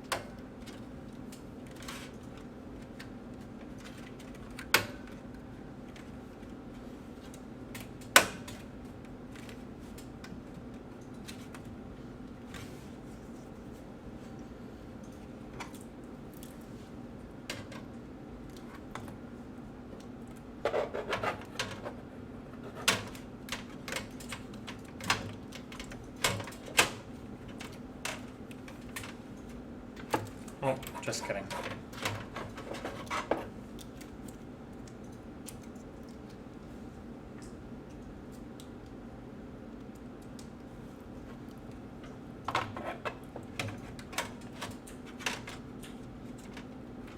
Oh shit. Before I put in the motherboard,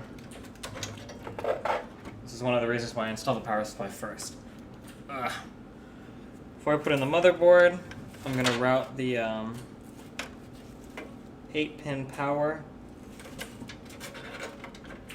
out the top here, because there's no way that's going in once I install the motherboard.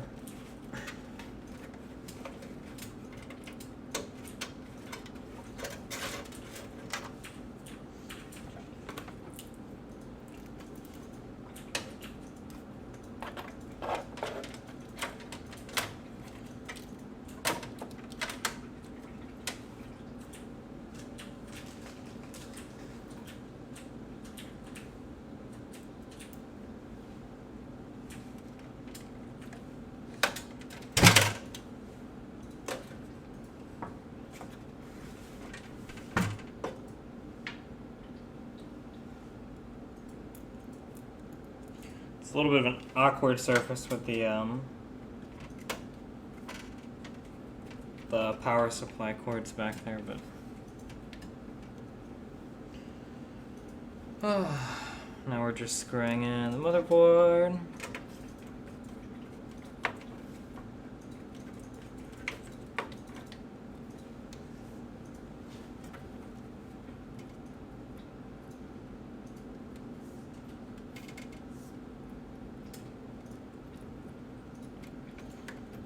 I'm gonna go ahead and just plug in the 8-pin now.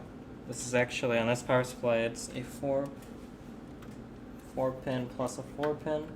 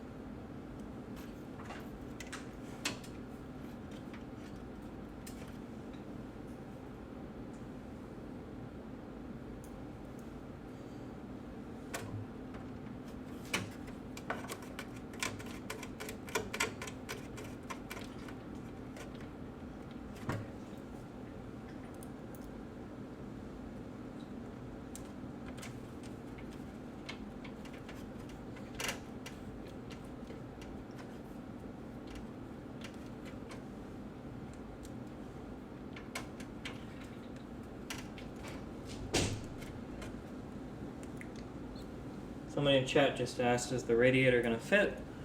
It took a little bit of finagling, but it kind of fits. It doesn't really fit in the way that we would want it to fit. We had to put the fans at the top of the case, but I mean, it works.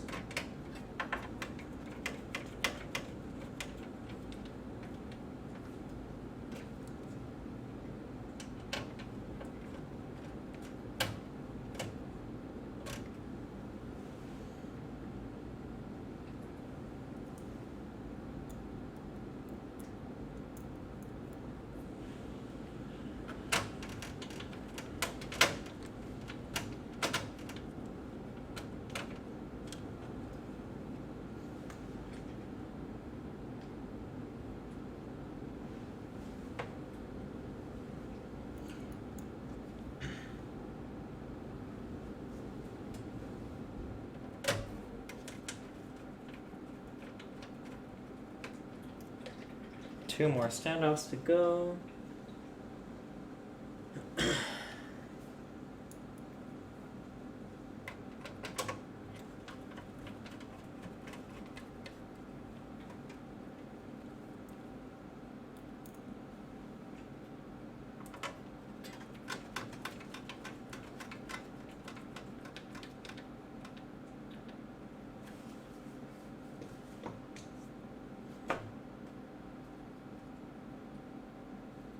And motherboard is in. I'm gonna go ahead and normally I would attach the power supply to the motherboard, but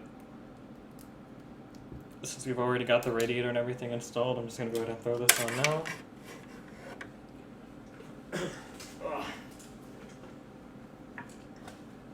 This piece slides over the radiator.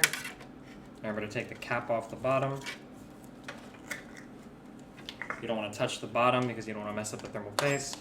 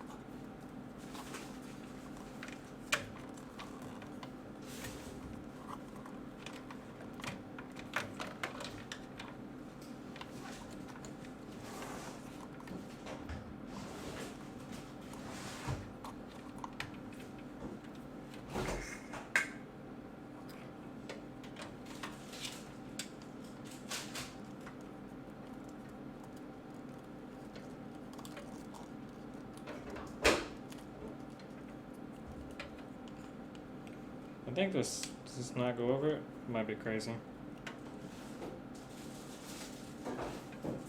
Am I a little bit crazy? Oh, I know how this works.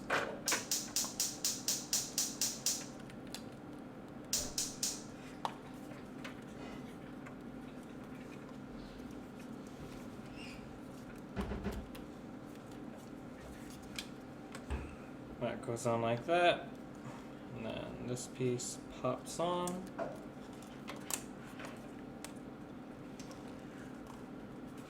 Hold it together.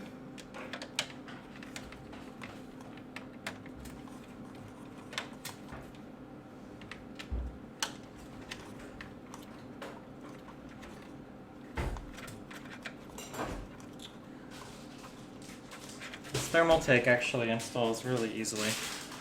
I wish I should have been able to throw this radiator in a matter of minutes. Again, I've never worked with this particular case before. Sorry that it looked a lot more difficult than it should be. But if you're working with a normal case with 140 millimeter radiator support, I think this thermal take will install very, very, very easily for you.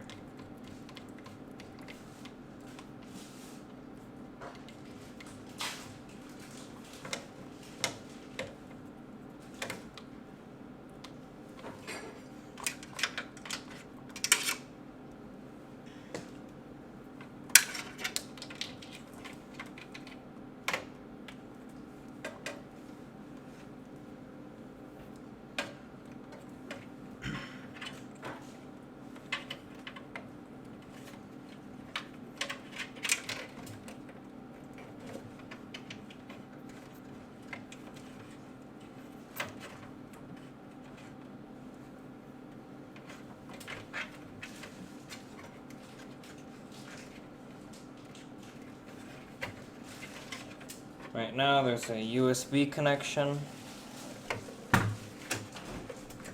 the pump, and I'm working on routing that around.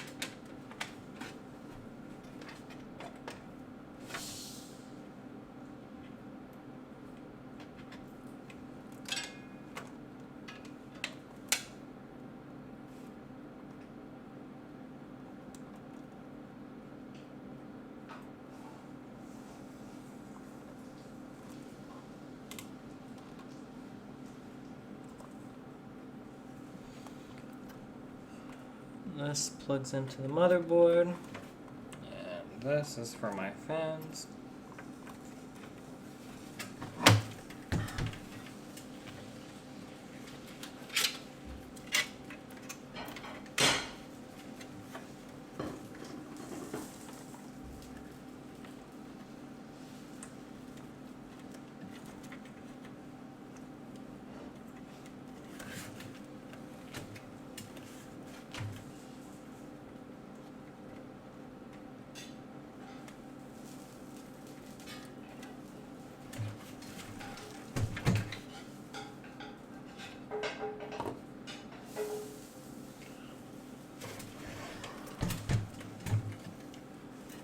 Go ahead and bring power around to the motherboard.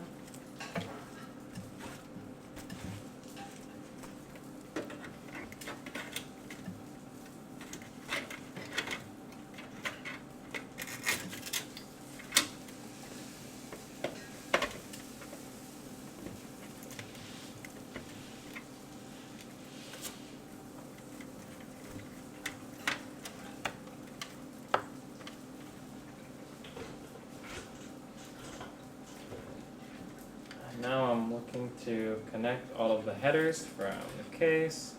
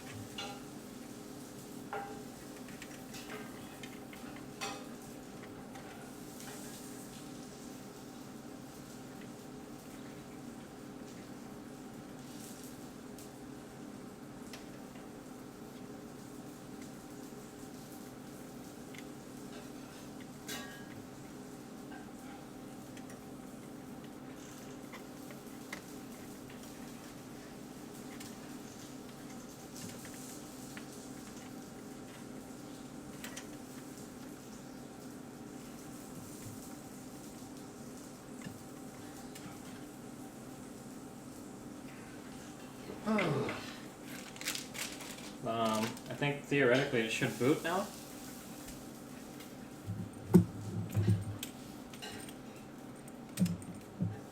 We have the RAM and the CPU installed along with the power supply and motherboard.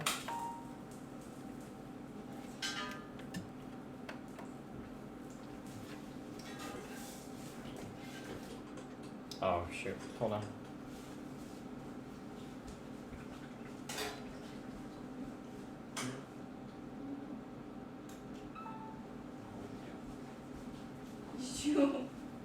I don't know why that circuit blows.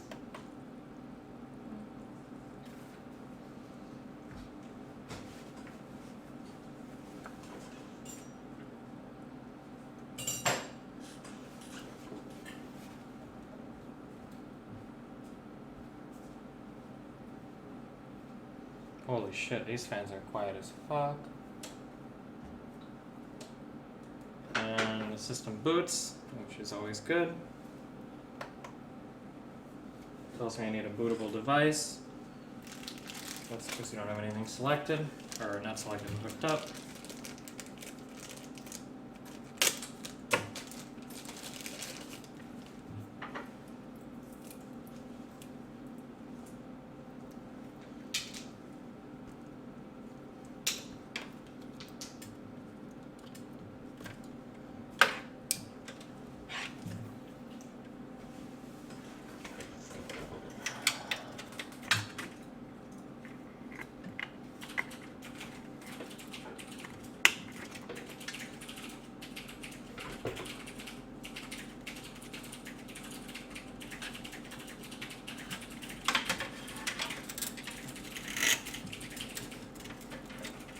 So right now, I'm doing SATA connections, which carry data from wherever to wherever. From your motherboard to your either your disk drives, solid state drive, or your hard disk drive, which I guess is another disk drive.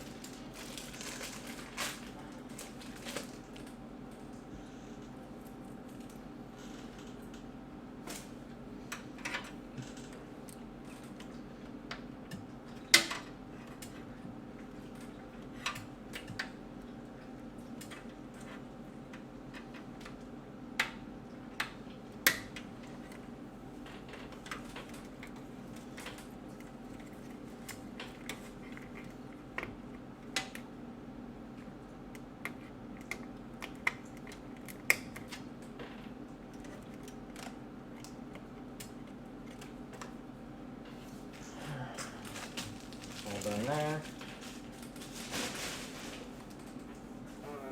Now we bring back all of our power cables.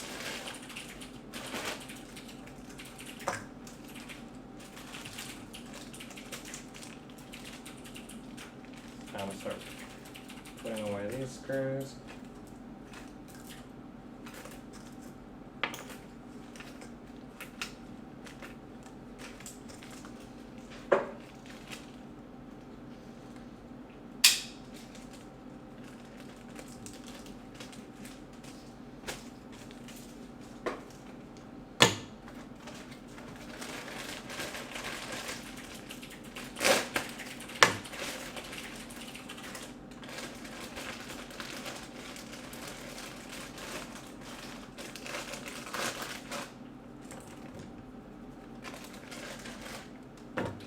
I haven't hooked in the graphics card yet. We'll do that once we have everything else connected.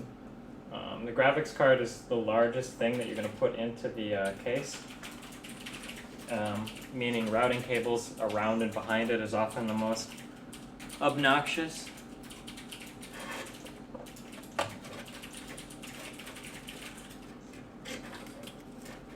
First things first, I'm going to do a Molex. At the very least, I'm going to need it for this fan.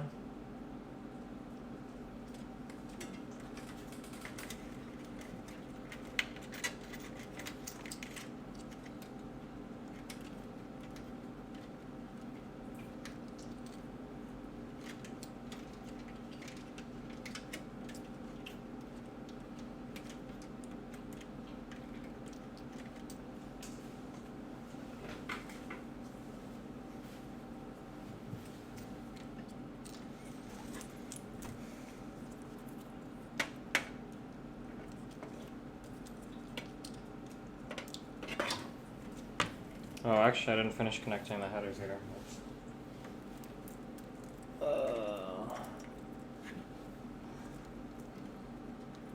Got a USB and the audio.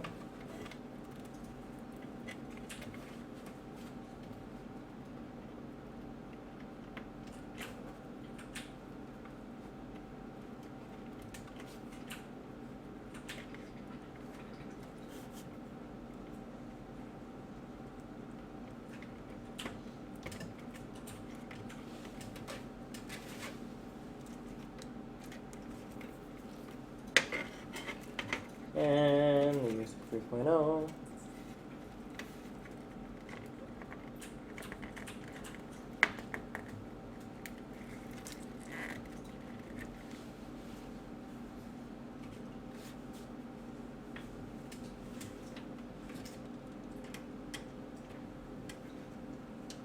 I have no idea where this is getting its power from.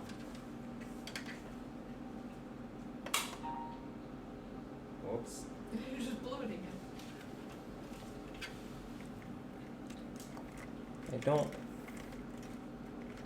I don't see any kind of connector for where it gets its power from. Am I crazy? I mean, there are fan hookups on the top of the case, but I don't see where the top of the case gets... I don't see where the top of the case gets power from. There's nothing coming out of here. There's no Molex connector coming out of here. I'm so lost, I don't understand. Huh.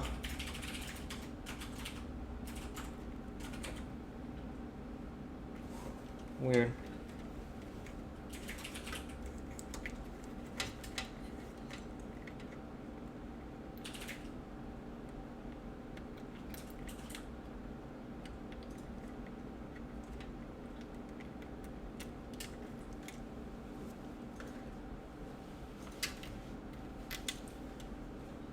Where the top of the case is powered from, there's no... I don't know, dude. Huh. Maybe I'm crazy? Let's see what the motherboard or the case instruction says.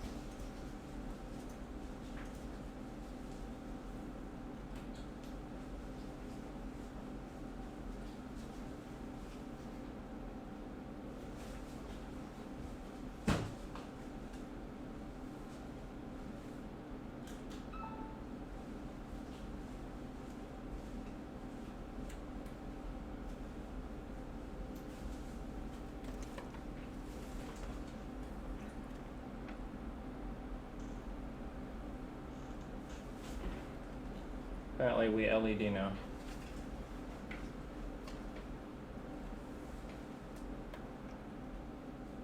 Huh. I guess it does, I don't know. I'm confused. There were two fan connectors up here, but I have no idea what the hell they connect to. But okay, I'm not gonna mess with it. Maybe they just connect to themselves, I'm not sure. PCIe, we'll need that later. This is another 8-pin for a CPU, we don't need that. SATA power, we need lots of SATA power.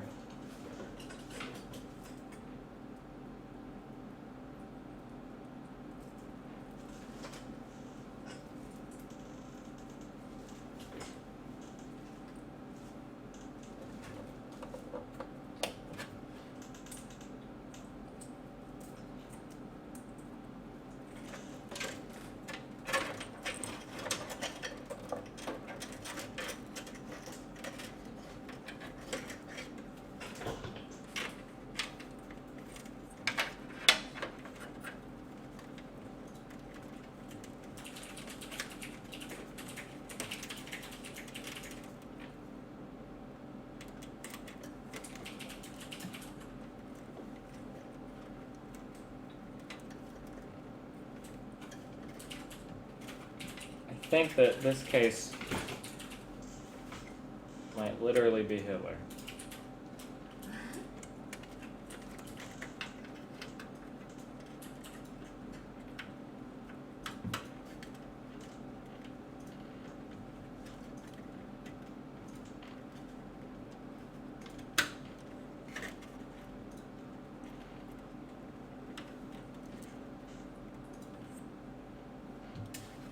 Oh, man.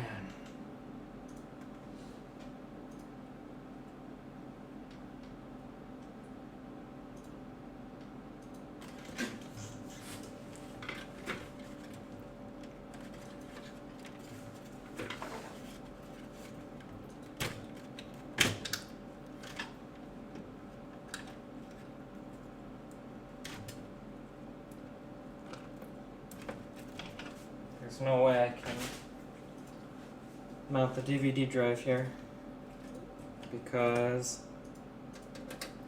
it interferes with the radiator in the back.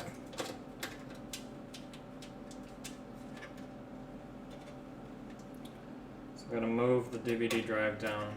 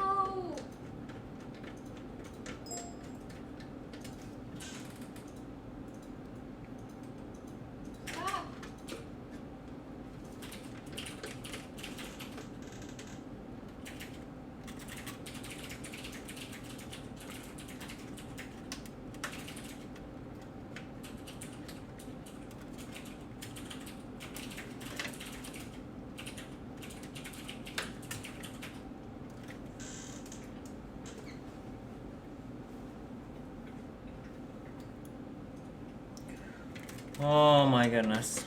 Alright. We've got power and data going to and from the SSD and the DVD drive. We've got data coming from the hard disk drive.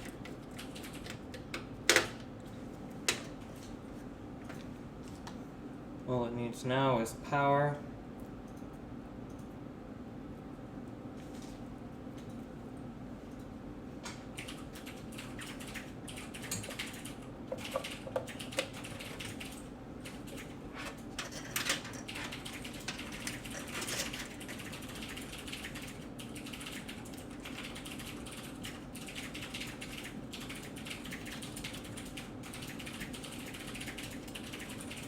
Now it has power.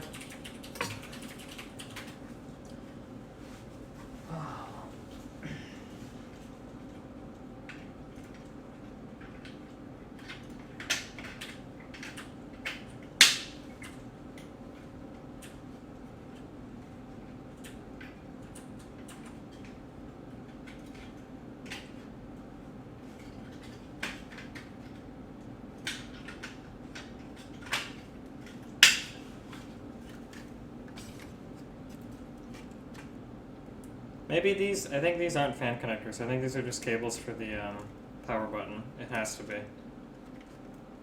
Yeah. Power button and the LED or whatever.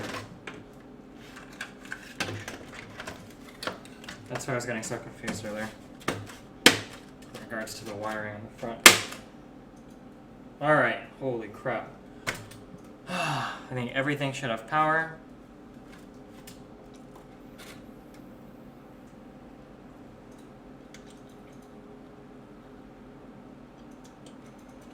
Open up. Yeah, no. Yeah.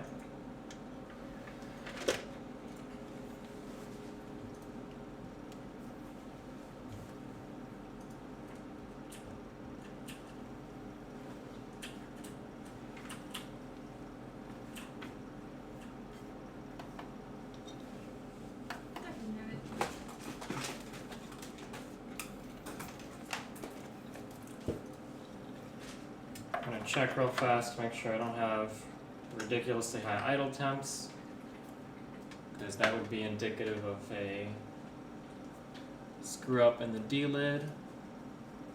The temps are right around 30 degrees, which is where I would expect them to be.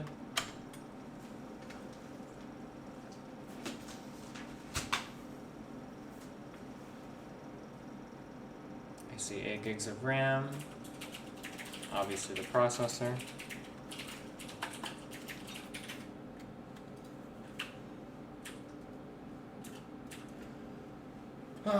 Alright, so everything is good to go except for the graphics card.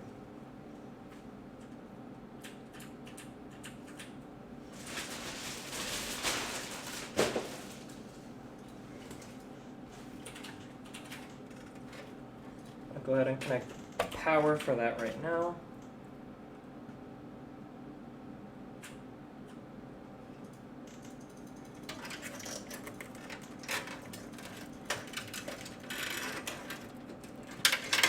Get it routed.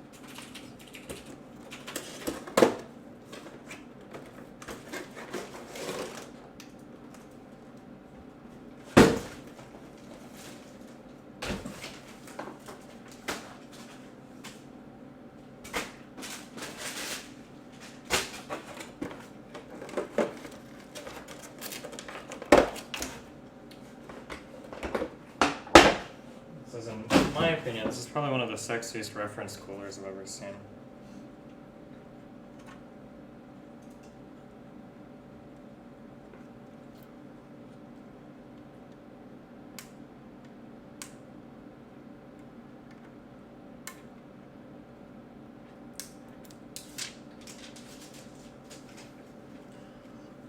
powerful GTX 780.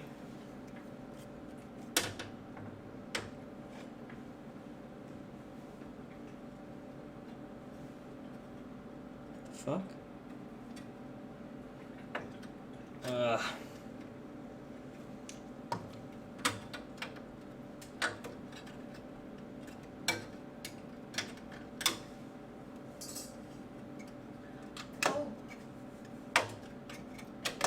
You can always fight the Elite Four again and get like. Yeah, somebody mentioned that earlier.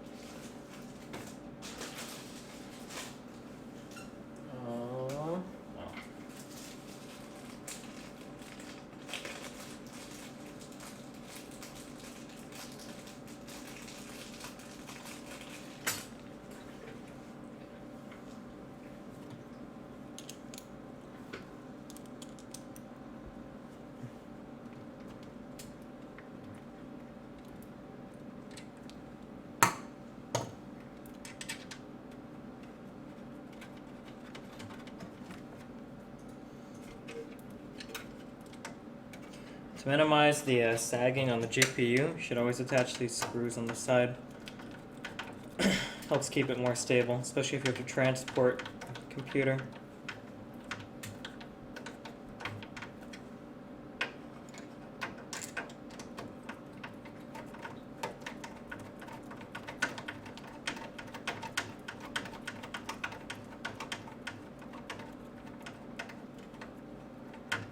Is this even screwing in anything?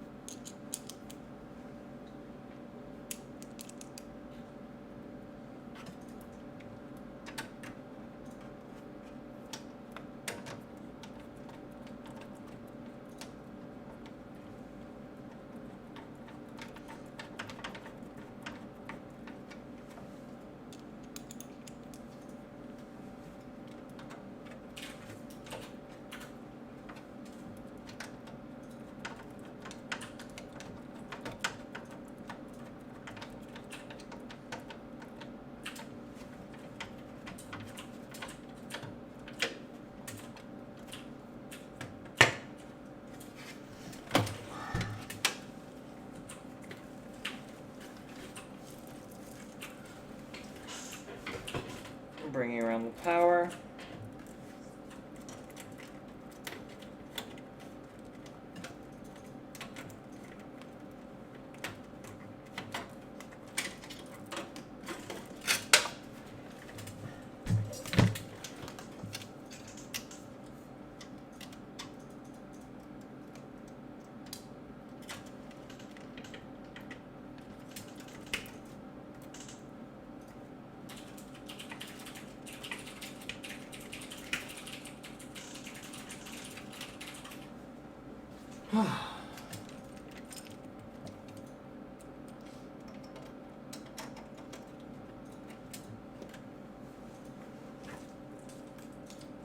And in a perfect world,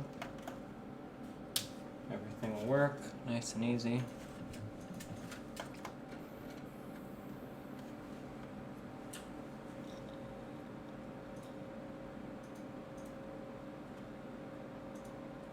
Nice.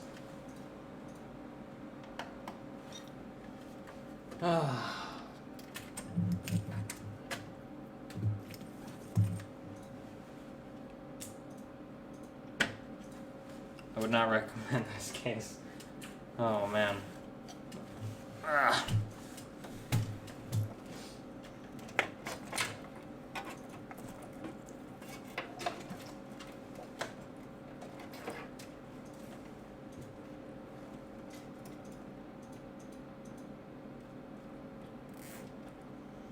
But we did it. Got everything in that needed to be in. Although the way that the radiator in is a little bit jankety, but I mean it works. Although we had to remove the fins at the top of this case.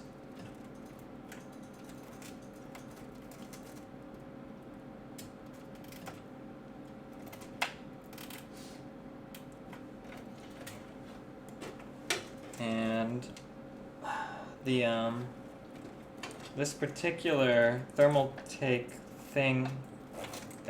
cooler.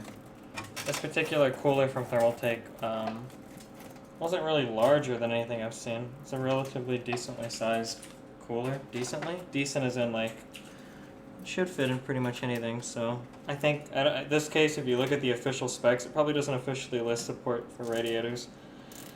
That's probably something I should have double checked. I don't know why I just assumed. Maybe I've gotten spoiled with working too many NZXT cases or too many fractal cases.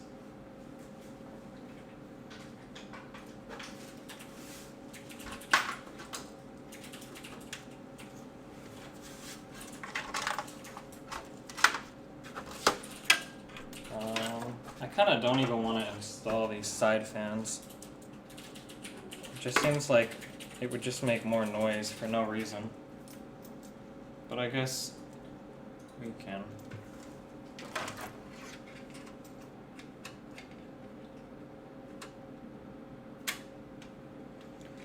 The radiator fit well in a fractal case, and the fractal define R4, the fractal define refine, I don't know what the fuck it's called, the R4.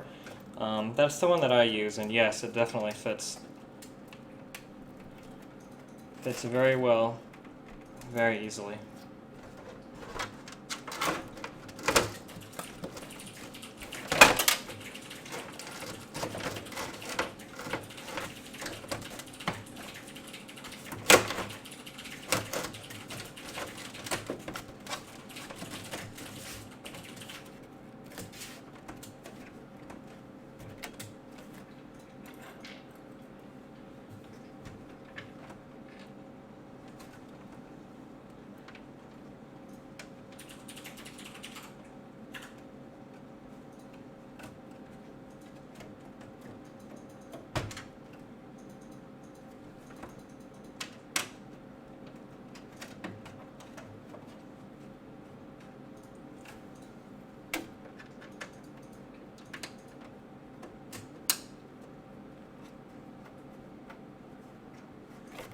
Don't ever do cable management?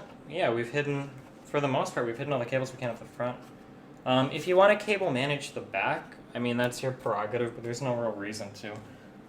You can't see it, and it doesn't really help with anything. Although, I mean, if you want to, I guess you can, but like I said, that's your own prerogative. I don't waste my time.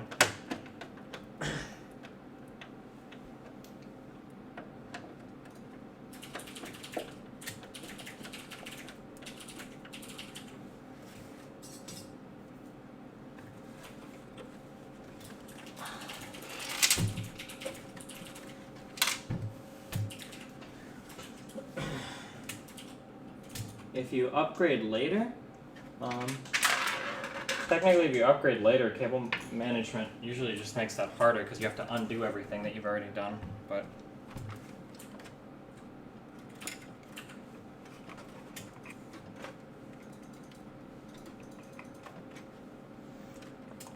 I'm not a big fan of the way that the cords come right off the thermal take cooler, which kind of sucks because you can't really route them anywhere. Which is pretty awkward, but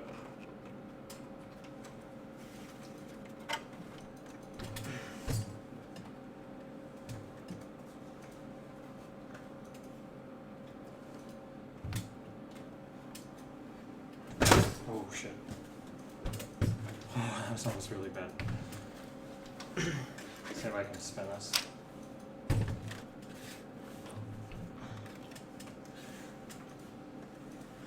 I don't like the way the fans connect right off the front of this thing. It's really awkward because you can't. The cable isn't really long enough to move it anywhere.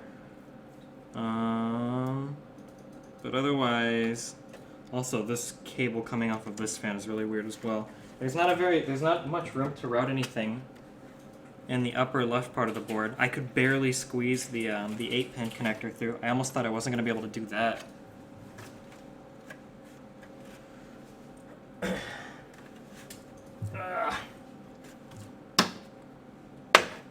I guess it looks pretty when you turn it on, if you're into the whole LED, which is okay.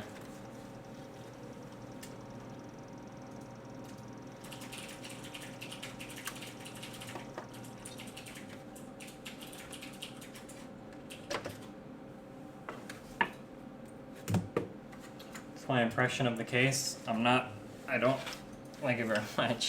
It's okay, I mean, it gets the job done.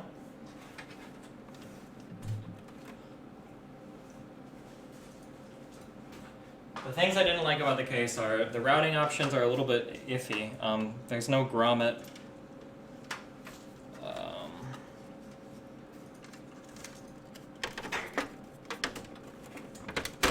There's no grommet for routing the cables. I mean, there's a space, but usually the grommet makes it look a little bit nicer. The way the graphics card screws in, one of the screws wouldn't even hold, which is a little bit annoying. One is in there well, but that's still a little bit iffy. So the GPU securing, it doesn't feel as good as in a normal case. The top left was a very, very, very small hole for routing the other stuff through. The 8-pin for the computer, and I couldn't fit anything else through there. For the top area, there's not really 120mm radiator support, which is a little bit disappointing. And I think this case was like $90, so it's a little disappointing that features like that kind of fell to the wayside, while they included really odd things like these side fans for the hard disk bay. But, meh.